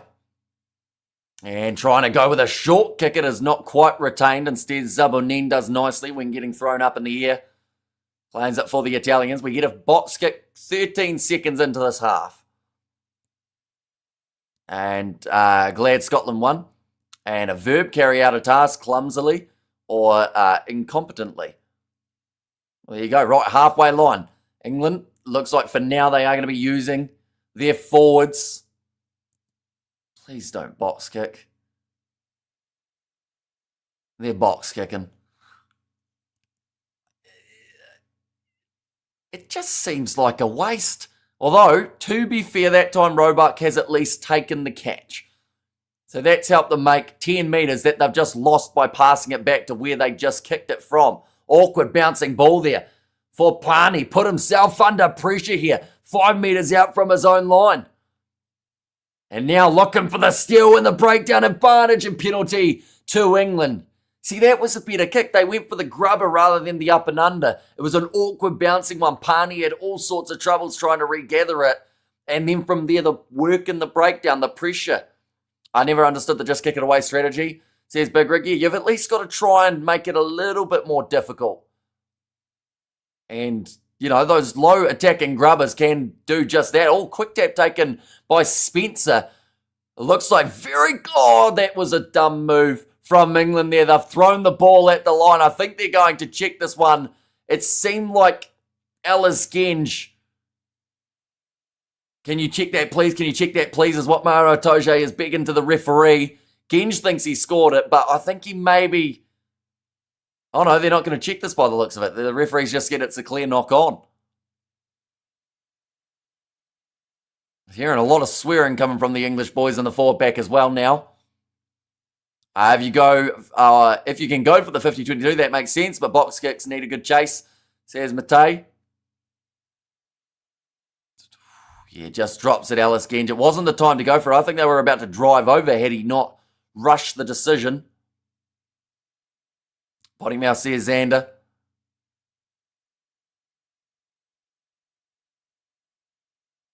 Right, the TMO has actually cleared that as well as still being the knock on. Go Italy, says Craig. There's going to be another scrum reset. Italian feed. Looks like Ferrari and Genge just exchanging words on the far side of the scrum. This is where England always lose the game if they don't get their way early enough. Italy is playing the mental game. But the thing is, Italy, I don't think they've done anything like mind games wise. They've just played rugby. And England have almost, in a way, psyched themselves out in this contest. Oh, big push. A little bit of... penalty to England. I was about to say a little bit of side shuffling. But that is a big one. They've managed to take it back now. And it looks like they want to go for the tap again. And same here, Big Rig. It drives me crazy, says Rachel. Right. I think tap is the option here. Unless they want rolling maul.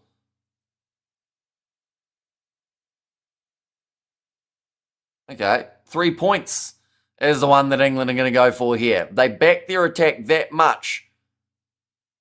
They're going back to the threes. Did you see for the love of rugby? Hot takes, let the players fight for 2 minutes if they shove. I watched the shoving vanish from rugby, says Matei. England's rolling ball is decent. 3 points WTF.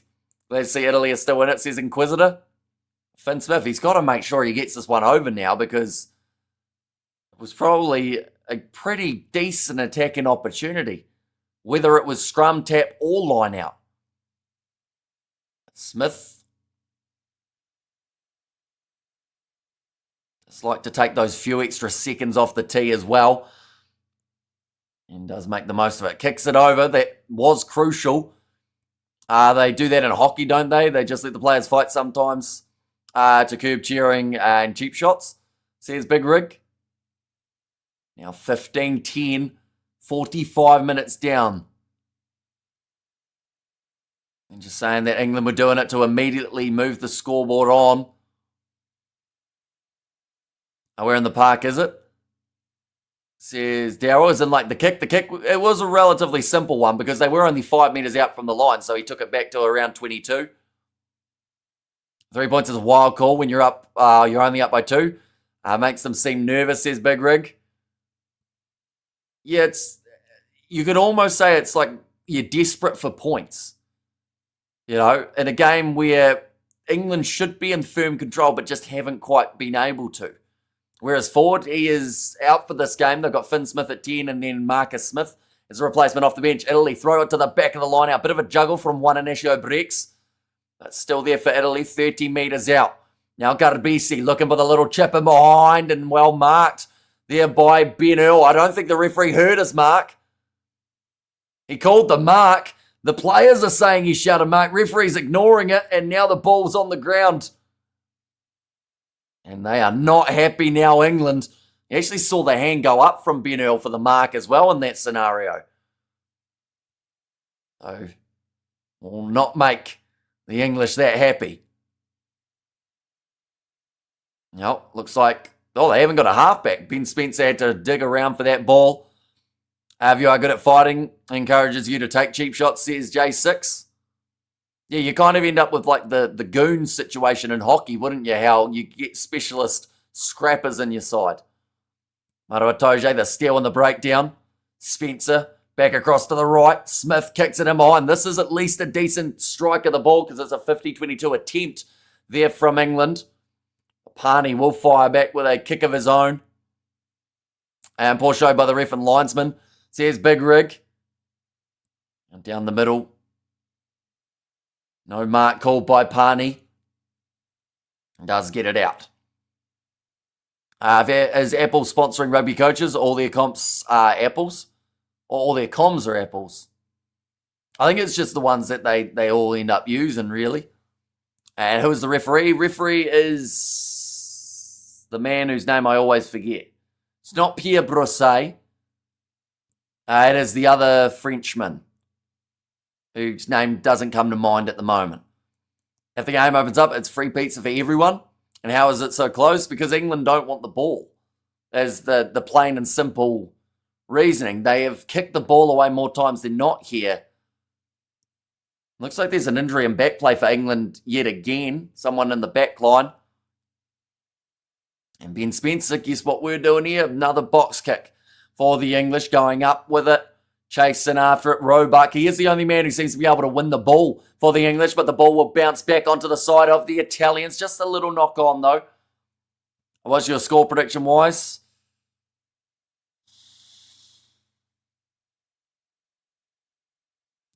I don't know. I think 25-20 in favour of England, I'll go.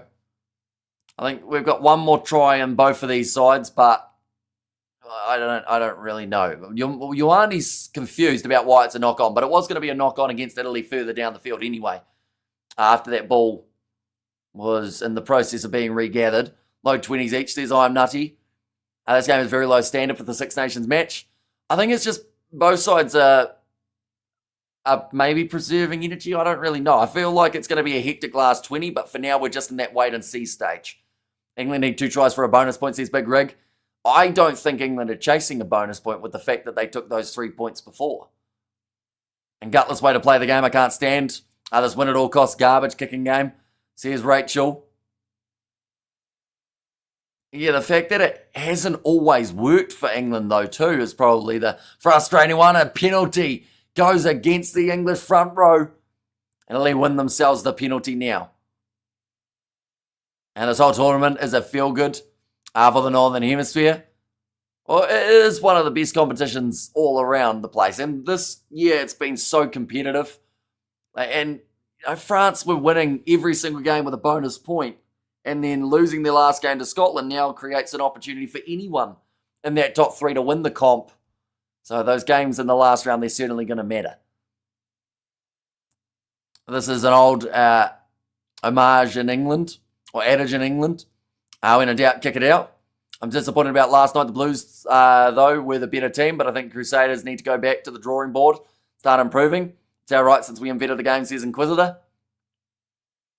Now line out here for the Italians.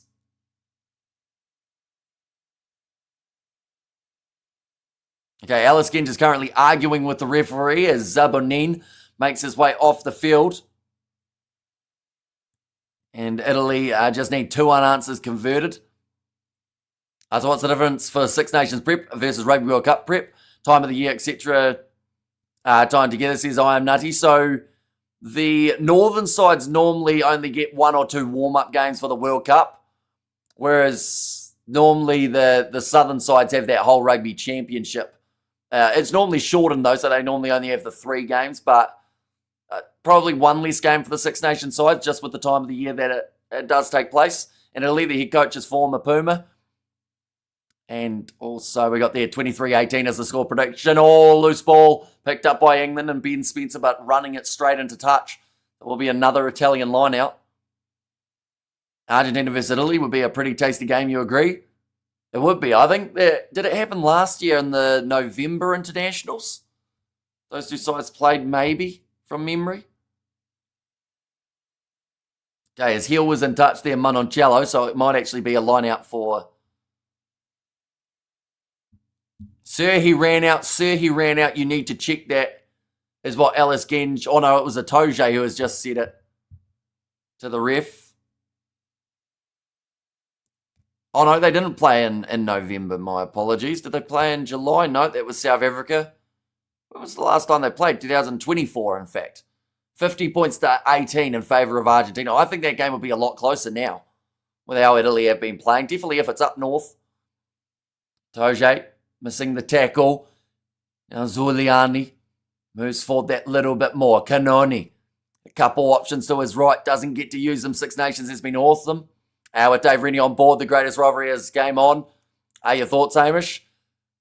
Oh, it's going to be a tricky one for Rennie because he's not going to have a lot of time. There's another penalty, this time won by England in the breakdown. I don't think any coach would be expected to come into the role, have 4 weeks to assemble a team and win a tour in South Africa. But if you do, it would be thoroughly impressive. And I might take Italy to win live $6, says Reeve. I have all my money on Italy. Am I cooked? Depends. They're still well and truly in this game, but one big try from England here may suck the wind out of the Italian sails. One moment of brilliance could do it. If they get the converted try, now rolling more for England. Jamie George breaks off the back. Spencer goes away to the left. A big run from Freeman. Now skip pass from Finn Smith. Out to a man who's hardly touched the ball today in Murley. A bit slow getting up another one of the English players. Looks like he's holding his shin here. And that might be Elliot Daly with the injury. Again, England try and kick it away. There's going to be a yellow card for Italy, though, as England were under penalty advantage. This is the boring game of the year, says Given. Shut up and eat. Shut up and eat. As in, like, the Italians? You want me to eat food? I'll eat some food if you're offering. We're going to see it now. Oh, yeah, no, that's very illegal. From Nicoteri, he was on the ground. I don't know what he was really thinking because there was never going to be a case where they don't see him do that. I guess the one advantage is the other team can't really scout out. What happens if they tie? Then they would both be on 7 points heading into the next round of the Six Nations. And then whoever wins their last round game or whoever gets closest in their last round game would finish more than likely in 4th. 53 minutes down. This contest, again, they are opting for the 3 points here, England. I mean, leftover pasta, garlic, pepperoni, and cheese mushrooms. Wales default to being last, says Big Rig. That is also true. Yeah, Wales would get their wooden spoon in that case. And that one goes over just inside of the left-hand post, so making the score 18 points to 10 now in favour of England. Now maybe we'll start to see them go a bit more aggressive with the fact that they've got the man advantage and now a lead of more than the 7 points. A flaming penalty, says Jason. If they tie, they play sevens rugby for 5 minutes aside, says Sander.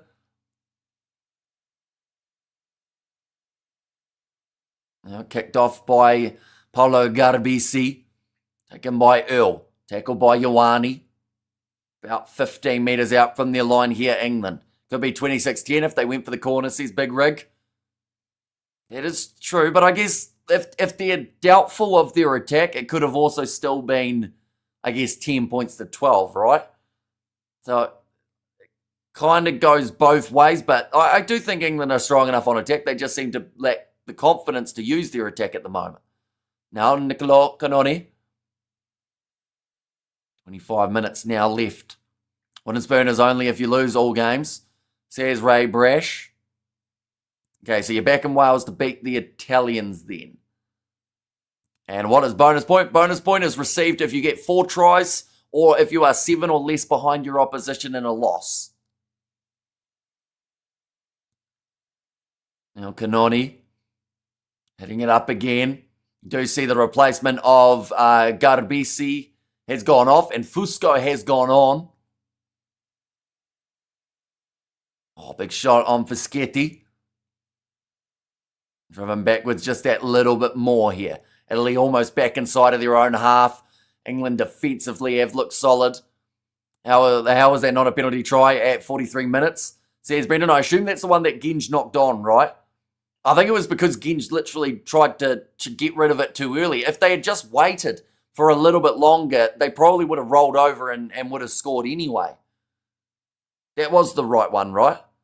Italy isn't strong mentally. They play for like 60 minutes and lose all their focus. Although if they're close in a game after the 60 minutes, they can fire up. Definitely in front of the home crowd at Stadio Olimpico. It's something that we saw in their game up against Scotland. Now Spencer decides that they weren't going anywhere on attack, so ball goes high again. Roebuck chase in after it, trying to win the aerial challenge, but Monte Ioane this time has managed to claim it for the Italians. Lorenzo Pani offloads now. Toge again looking for that steal in the breakdown. He's been quite swift in that department. Bounce pass there. Zuliani drops it. Scrum feed now for the English. Italy generally poor closers, says Joey. And cannot wait for the 12 Nations Cup this year, says JD. BMP is Pulse. We're hearing some more swearing from the English fullback. I think that's just how they fire themselves up. But the problem is because Ginge or Jamie George is always right next to the referee, you hear it through the ref mic. Italy look tired, says Matei. And come on, England, do something. And trust me, brother, I play rugby in Italy for like 15 years. That's a common problem, says Evans. And we over there, come on, England, do something. And Italy look tired, says Matei. They've had to run back and forth quite a bit, haven't they, from those box kicks that we've seen. And Italy has got... I had this. Oh no, TMO, what's this?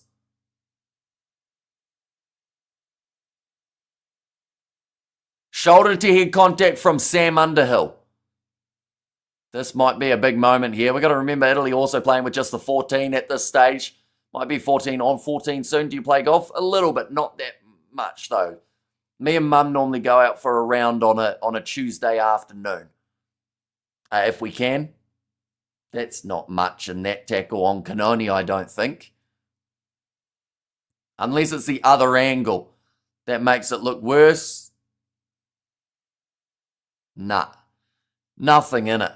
If Canoni's going to be at shin height, then he can't really be concerned about... Oh, no, that's the one. That's a different challenge that they've shown. They've found the right replay now. This one... That is a lot worse than that last one for Sam Underhill. This is probably going to be a penalty. and maybe a yellow. Underhill ears are looking bad before they were wrapped up. Says Matei. Oh, there's some intent there from Underhill. In the slow motion replay, he's hit him right on the jaw. It meets the yellow card threshold. This could be upgraded to red as well later on. And come on, Italy, says Jerome. And Hamish is absolutely fabulous again. Rocking commentary, says Roof. Well, we have still got plenty more coming. And about, I believe it is 40 minutes or so, I am going to be back for the sevens. Okay, number 7. Oh, sir, says Mara Toji. He's not happy with it. But Underhill will make his way now to the bin for at least 10 minutes. Pressure is determined by effort to pump liquid via pipe size and viscosity. So BMM will increase. Says I'm nutty, and also we've got to thank God for your commentary, mate. I'm fitting flaming carpet whilst listening, says Jason. Well, hopefully it is going well. Currently another 24 minutes left, and Italy are lining up the 3 points now. If it was a box straight red, it may still be a red card though. It could be upgraded, and to be fair, there was intent there from Sam Underhill. And also, I would try it sometimes, says Ruth. And what I would give for a Jason Robinson right now, this team just don't inspire anything. Now striking it, hooking it around. Didn't get a huge amount of distance, but it does go over. And that will make the score now 18 points to 13. As a Scotland fan, who should I be rooting for in this game? Doesn't really matter. Neither side can catch Scotland. Well, yeah, no, they can't. Never mind. So it actually doesn't affect you at all. It just comes down to who you want to see win. Who's the ref for this game? It is the French referee. Once again, can't remember his name. It's not Pierre Brosset, though. And we're on decision. Ref, the Italian was upright, not worthy of a penalty or a yellow. It was definitely worthy of a yellow. The intent from Sam Underhill was in there. It was the second tackler, so that might play a bit of mitigation, but it's a yellow card anywhere in the world at this current stage in the laws. Now going off to the right-hand side, Fusco. 2-man tackle made there. Bevan Rod out there on the park rather than Alice Genge. Scottish fans cheering Italy because they hate England. As Ramos says, I am nutty. This one's put high. Waiting for it to come down, and it might have been a knock-on from Ioane. In fact, he may not have even got a hand to it. See there, Jack Van Porthy had also made his way on for Ben Spencer. Go Italy, says Craig. Now, this is the opportunity. Time to play rugby, boys. Yeah, 14 on 14. There should be a gap somewhere for both of these teams. Oh, England kick it again straight into the hands of the Italians, and will be able to clear their lines. And boot it into touch. England lose the territory game. Now, they have a line out inside of their own half. Once again, no idea why they're doing it the way they are. Game's ruined. Rules and refs kill this as a spectator sport. Union is in decay because of it. So are you saying that it's only like a game ruined now because of England's yellow card? Or did you say the same about the Italian yellow card earlier on? Do you think the Blitzbox will win, says Mohadin? Because if anything, the fact that now it's 14 on 14 makes it better than 14 on 15, right? Like mathematically. Going off to the right-hand side. Numbers here for the Italians. They pass it out to Lewis Liner. He goes for the chip and behind again here.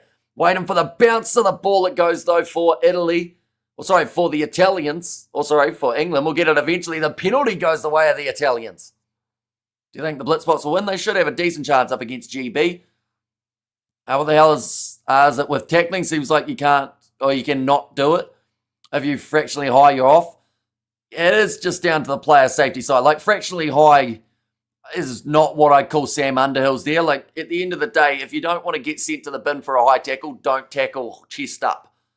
Like, go low, around the ankles. The textbook tackle is the one that can do the job. But a lot of these guys, they get a little bit fired up. And England, they feel like maybe a couple decisions haven't gone their way. And with that Underhill, he did just kind of leap up into that shoulder to the head.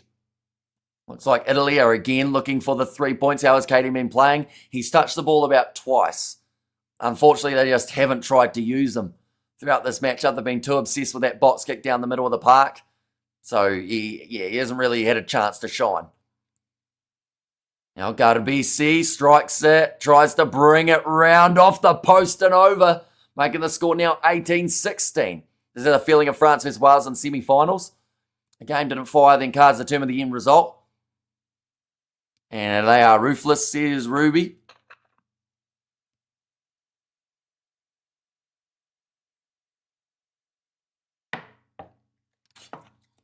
The ball carrier can milk a card by going low. That's where mitigation comes into it. But, you know, in that case, like the Italian player wasn't really that ducked down. Like he still would have hit him theoretically had he not been slightly crouched over for contact. He would have still hit him in the tit. So the way that you look at it, tits up, not the area that you want to be striking. Or else it will go tits up for you and you'll have 14 on the field. Come on, Italia. With the gin now, mate, says Joey. Now rolling this one back, Alejandro. Oh, sorry. Is he Alejandro or is he is Alessandro, sorry, as well. Now Daly, tackled a little bit high there, although he's just gone into touch. Henry Pollock could kickstart my brain again. And Italy is in the driving seat for now, but I'm concerned for BMT, speaking of Italy. They need to lock in the last quarter, says Reeves. Yeah, both of these sides have a perfect opportunity to win this game. It's just going to come down to who makes the better decisions and who can keep their cool. Tits up, not usually a bad thing, says Ruan Nell. And still waiting to see what Elliot Daly brings to this team. I think he's nursing an injury at the moment too. He was down for a little while near the start of the half. Fusco has to try and break his way back in field to avoid the touchline. Toje looking for the steal, misses the ball though. Bit of a counter-ruck from England. Penalty goes against them. Lamaro still a better hooker than Umbanambi. And Daly. It's now becoming daily news. Yeah, he is though. Like, I'll admit, Elliot Daly is probably going to go off for Marcus Smith. But if he doesn't, he is the type of player who could score a 79th minute try. I think he's done it before. I can't remember who it was up against though. That Daly got that last one that won them a game. Might have been up against Scotland a few years ago, maybe. Or was it France? Maybe Ireland, actually. One of the teams Daly scored late. Come on, Italy, says Bon. Oh, decision on the yellow card. What's it going to be? The yellow card remains a yellow card.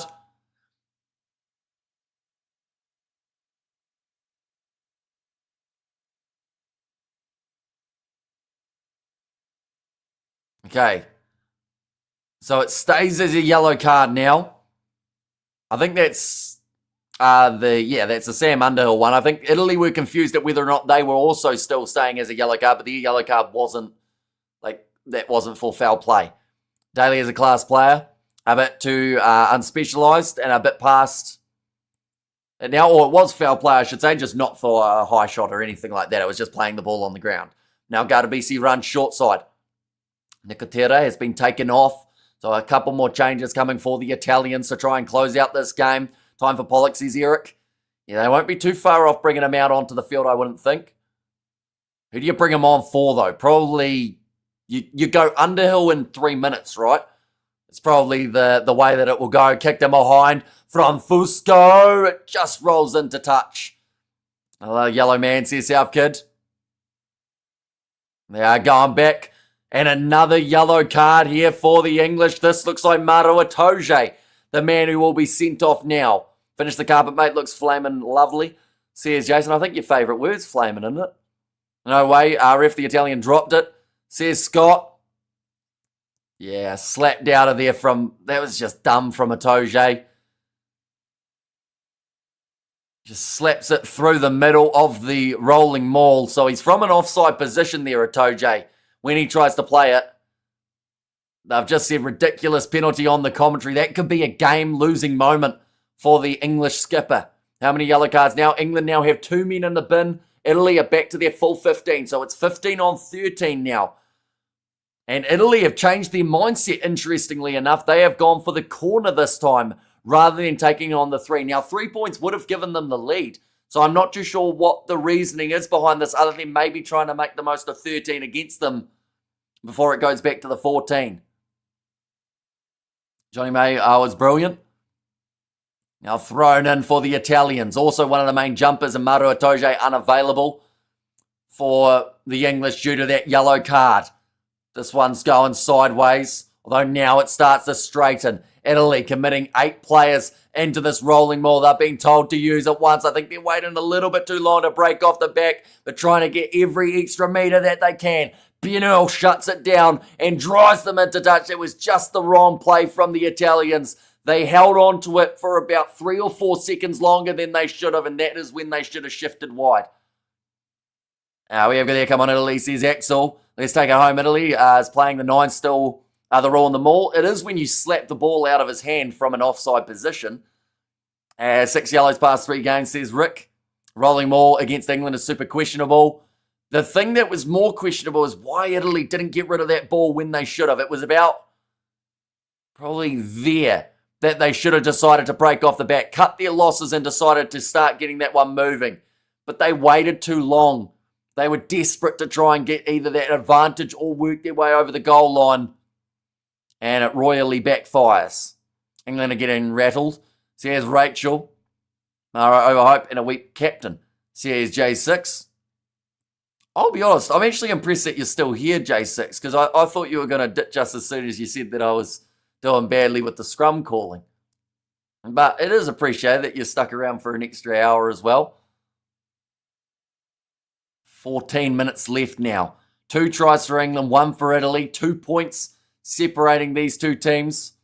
How much time's left? Still another 14 minutes on the clock. Good morning, says Jasmine. Welcome in. You are doing well. I just had the realisation it is 7:15. People are starting to get up in our house as well.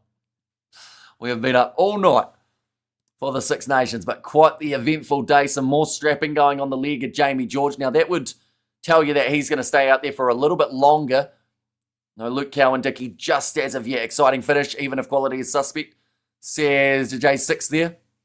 And praying for an Italian miracle, and Maro is overrated as player and a useless captain, says Martin. I do have to say something he doesn't do the best is the talking with the referee. Because he just kind of, he almost undermines every decision that they make, which, no referee wants to hear that. And if anything, it's just going to annoy them more. I just tried to speak to Rassi. He's watching this game now, says Bruce. And still got 23-18 to Italy. Come on, Italy, says Mike. Now rolling this one back, England, sitting only the 5 metres out from the goal line. Why do some refs allow a rolling ball? Because it's in the laws? Why do they let it go on for so long, maybe? Is that the question, 63 Sunset? Now 13 on the clock. We see some changes. Luke Cowan-Dickie, Trevor Davison. They are primed to make their way on. Chisholm is out there. It seems like the other two have to wait just that little bit longer. Borthwick rubbing both his brain cells together, trying to spark an idea out of them, says Joey. And that's going to be another penalty, this time going against the Italians for cutting in early for the line-out. Now momentum back in favour of the English. They are still down to 14 men. The more time that they can use up. Yeah, it was just a dumb play there, playing the man in the air. Try time Italy, says Martin, and 20 points to 18, says Ruby. 7 minutes left to the yellow. Itoje is the worst captain England have had in a long time, says Powerbite. That was the most stupid penalty ever. That and Maro Itoje slapped down are both right up there.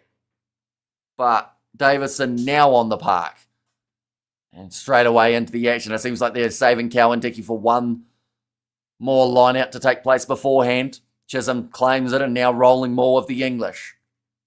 Italy want to lose this game. You could argue that both sides are playing to lose here.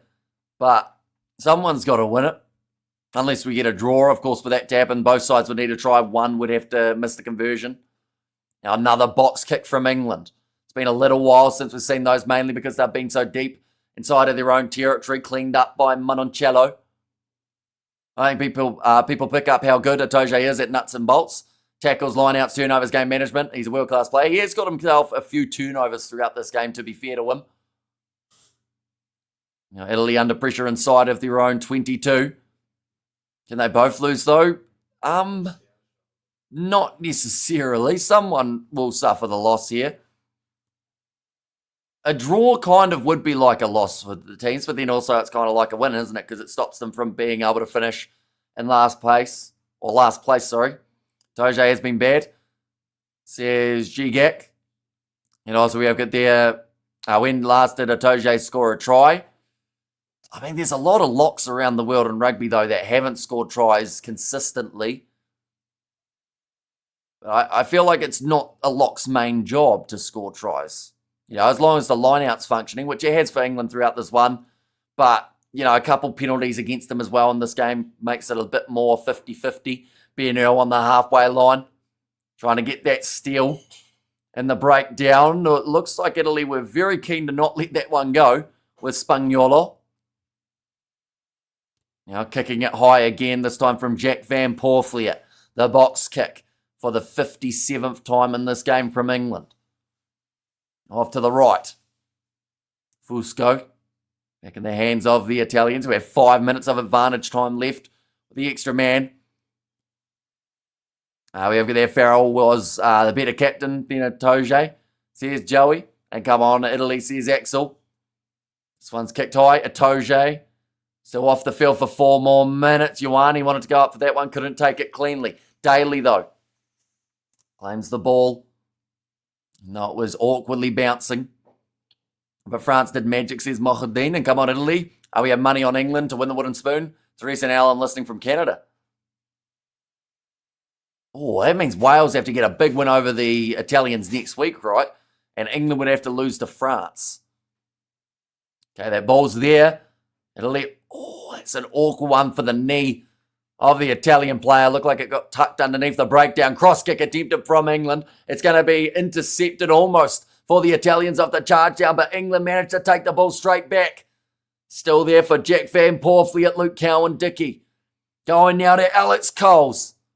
No advantage in play just yet, but the best position to Italy. Managed to take the ball back though and kick it downfield. This one's not going to find touch, so now having to retreat and grab it on their own 22 here, England. It's Kane and Murley. Liner on him. Has to roll away. He's been held in there by the English, but manages to just shuffle out in time.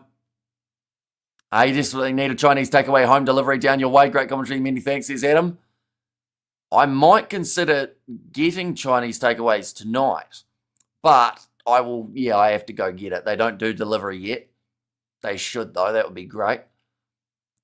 Now, kicked high. Nice take there by the Italians on the halfway line with Pani. Destiny for Italy. It's destined to be a close finish. Both sides have made their fair share of errors. Ioane receives the cross kick, cuts back in. Nice tackle from Freeman, but now running down the wing. Mononcello, 2 men on the inside. Passes there for the Italians, and they do score here right near the end of the game. 8 minutes remaining, and it is the replacement in the number 22 jersey, Marin, who does score it. And come on, tell us, says Allison. That's a forward pass, says Scott Bowie. They will probably check it just to be sure. OJ is a good player, but too nice a guy to be an effective captain, says Michael. But this is a break and a half. The cross kick from, I believe it was Garbisi, then the offload, Mononcello. That's nowhere near a forward pass, Scott. Unfortunately, I think that was wishful thinking from yourself. But Marin scores the try. And now Italy take the lead with only the 7.5 minutes remaining. Can they, for the first time ever, beat England? What's the updated score? 21-18 is the updated score. Will the coach be fired? It's hard to say, really, for Borthwick. It's quite close to a World Cup, though, although saying that, the All Blacks have just done the rotation, haven't they?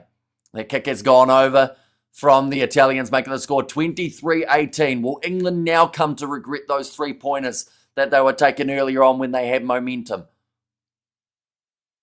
And epic games today in the Six Nations. And boo, how the ref didn't see the clear was forward pass. Says Scott there again.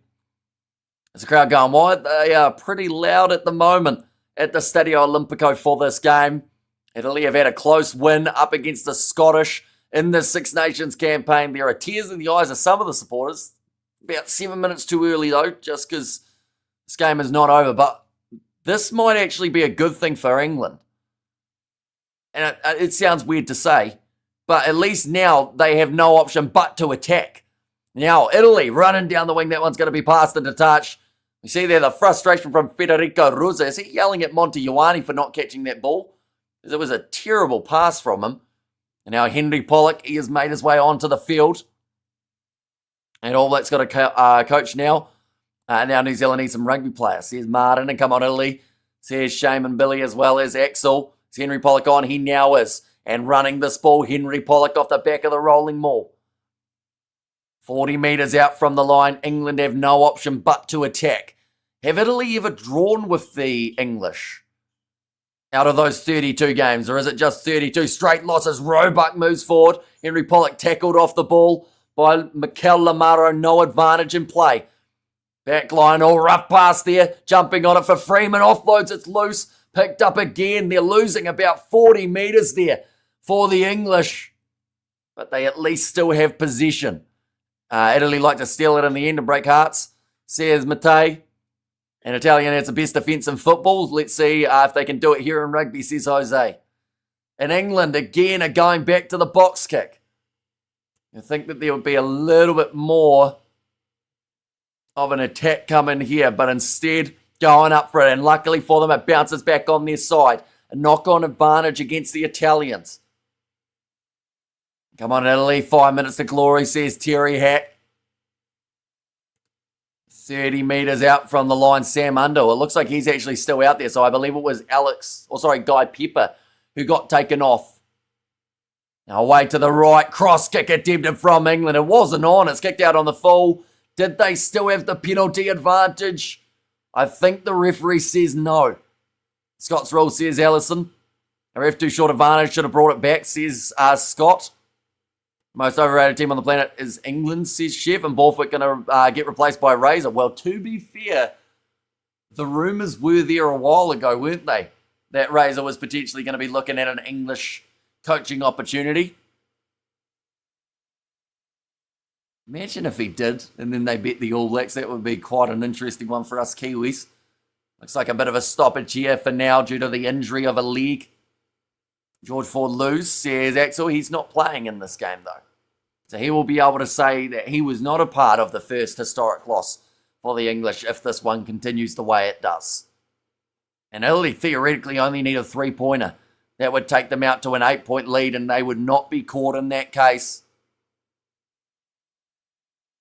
And give it to England, Italy, says Martin. Still 4.5 minutes on the clock. Still time for things to happen here late. Now another step for Italy, 35 metres out from their line. Alessandro Fusco.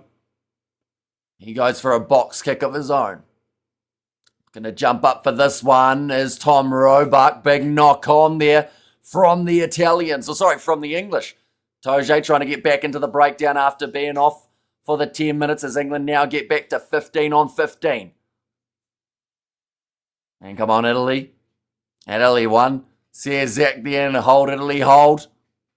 England looking for the steal and the breakdown once more. Can't quite do it. Fusco. If England are smart, they won't play the 9 here because or else they'll go back for a scrum. Whereas if Fusco kicks this one, that is now advantage over.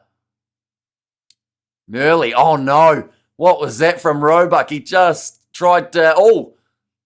trying to break through for the Italians, but there was a real miscommunication between the English when it came to their back line. Now Italy with the offload, going through the hands on the outside. Tommaso Allen picks it up. Now away to the left.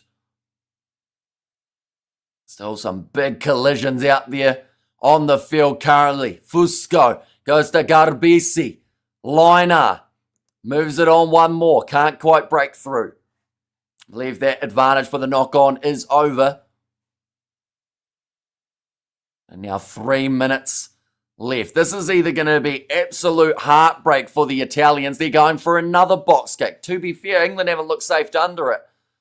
So they thought they may as well. Montiuani. Marcus Smith goes up for it. It's 50-50. Ball taken by Finn Smith. England now have possession inside of their own 22. They have to go pretty much the full length of the field. Italy were almost on the ball with Spagnuolo. It looks like England are again going for the kick downfield. Van Porfliet, Chandler Cunningham himself chasing after it. Henry Pollock looking for it too. There's a knock-on advantage against England again. It's become a little bit of a broken record in terms of the last 5 minutes or so. How many knock-ons is that now? It's got to be close to 15 against the English in this game. Now halfway, Italy again are going for the box kick. I think they're happy enough just closing out the clock. But England, are they going to try and score in the remaining moments of this game, or are they happy just playing the kicking battle while being down by 5? Nice take this time from Tom Roebuck. And the closer it gets to the full-time siren, the more heartbreak it would be if the Italians can't hold on for their first ever victory over the English. Finn Smith goes across to Marcus Smith. Short ball there. Great step there from Murley. But a even better tackle made by Lewis Liner. Finn Smith can't sneak through. They try and turn it into a rolling maul. They need a penalty advantage here, England, just to feel that little bit safer. Luke Cowan-Dickey moves it to 40 metres out. Pick and go from Jack Van Porfliet. Offload to Chisholm. It's ruled as backwards. And now England 30 metres out. Oh, Marcus Smith diving in off his feet in the breakdown. Could have been a penalty against him. Jack Van Porfliet, pressure on him in the breakdown. Playing half now for Tommy Freeman. Almost going through. 79 minutes through this game, Italy. Trying to get the turnover. They win the penalty there in the 79th minute. And now they just need to kick this ball out. And from there win the line out. And they should be able to close out this game. And see the tears already for the Italians, although I think that was down to the fact that the player is actually injured. He is crying from pain rather than from the emotion of winning the penalty. That was Italians' hands in the ruck, says Scott. And come on, Italy, says Mr. Tommy there. We're going to see the replay now, though. It was Lamaro. Did he go through the gate or was he straight in through the side? It's probably debatable, but still got his hands on the ball. And still managed to win the penalty. Who said 23-18? Someone did say it, didn't they? Earlier on, but still 40 seconds remaining. Borthwick, it's done for, says the Sporting Kiwi. And no penalty, says short videos. And hopefully if England lose, we will see the end of the truly dreadful coach Borthwick. Has little more intelligence than a basic root vegetable. And come on, Italy, says Ian. Just a player down at the moment with a head injury assessment, I believe, is coming up for Spagnuolo. What a day of surprises here. Both underdogs managing to get themselves the wins here if, and I still have to reiterate, if the Italians can finish this one off. And English but cheering for Italy. I love seeing history made, says Matt. Our razor to turn England around. England versus a wounded France next week. Yeah, and both these sides will be wounded. So it's whoever's going to be able to fire better. The Six Nations is still well and truly on the line. And Italy, go, says Pix. Now Garbisi, 22 metres out from his line, just waiting for the clock to end up firing back up. Spagnuolo will make his way off with his injury. So it's a shame to see right near the end of the game. And it means that Fischetti will make his way back on. Whose ball? It is currently Italy's ball. So 40 seconds remaining. The clock is now turned back on. Garbisi puts it out. And now all Italy need to do is win this line out and have one or two phases and then finish this game off. In fact, they may not even need two phases. We're already 20 seconds now remaining on the clock for a historic match in what has been a bit of a historic Six Nations in terms of the amount of upsets that we have seen. 10 seconds remaining. Italy win the line out. They're looking to keep this one as a rolling maul. England can do nothing at this stage but watch as the Italians make some history in Italy and they kick the ball out. You can see the emotion from the Italian coaches, the players as well. But they have beaten England for the first time ever. 23 points to 18.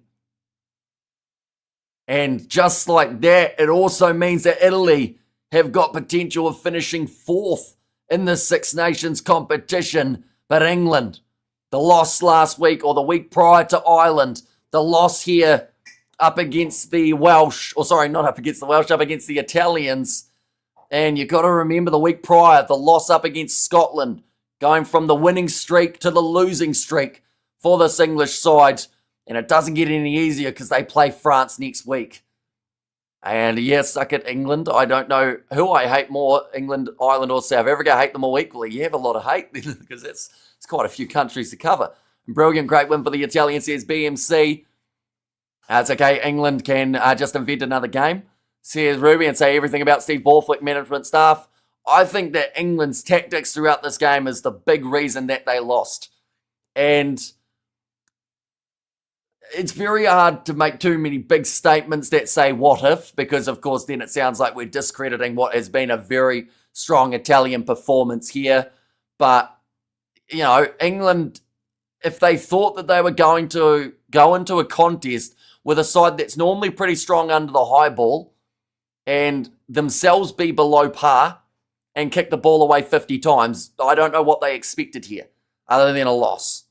Like, at the end of the day, they literally put the game into the Italians' hands, and the Italians said, yeah, all right, fine, we'll win.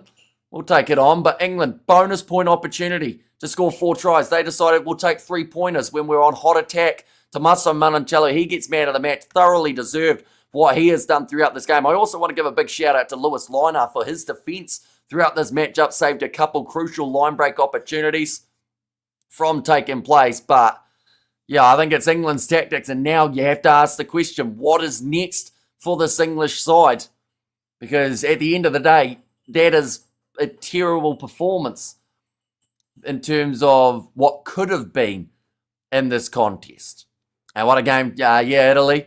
How should England hire as coach? Though I've heard that there's a coach that recently got sacked from international rugby who probably wouldn't mind heading to England, although he does have to wait a little bit longer because he's on a 12-month stand down, although that's pretty rough with the fact that they cancelled his contract. Surely you should be allowed to just jump on over. Maybe assistant coach until the role is ready for him. But there was rumoured a couple of years ago. I think England would have him. And Borthwick still thinks England forwards are world class, says Joey. Well, they are. The backs don't get to touch the ball other than going up for high balls every 5 seconds. And England Six Nations winner of France, says Mohadine. There are still 3 sides that can win the Six Nations. They are Ireland, Scotland, and France. 2 of those 2 sides play each other next week. That is going to be the head-to-head between Scotland and Ireland. But a lot of excitement still around the corner for the Six Nations competition. We are, of course, going to be here for next week as well. But nonetheless, I do thank you all very much for tuning in. If you did enjoy, of course, be sure to leave a like and subscribe. For anyone wondering what is next, we actually have another live stream in around 15 minutes' time. And that is going to be the contest between Australia and Argentina in the sevens. So be sure to check that out too. But if you did enjoy, be sure to leave a like and subscribe. We've also got the T20 World Cup tomorrow that we are covering on the channel, and the sevens all throughout tomorrow too. But yeah, we will see you all for the next one.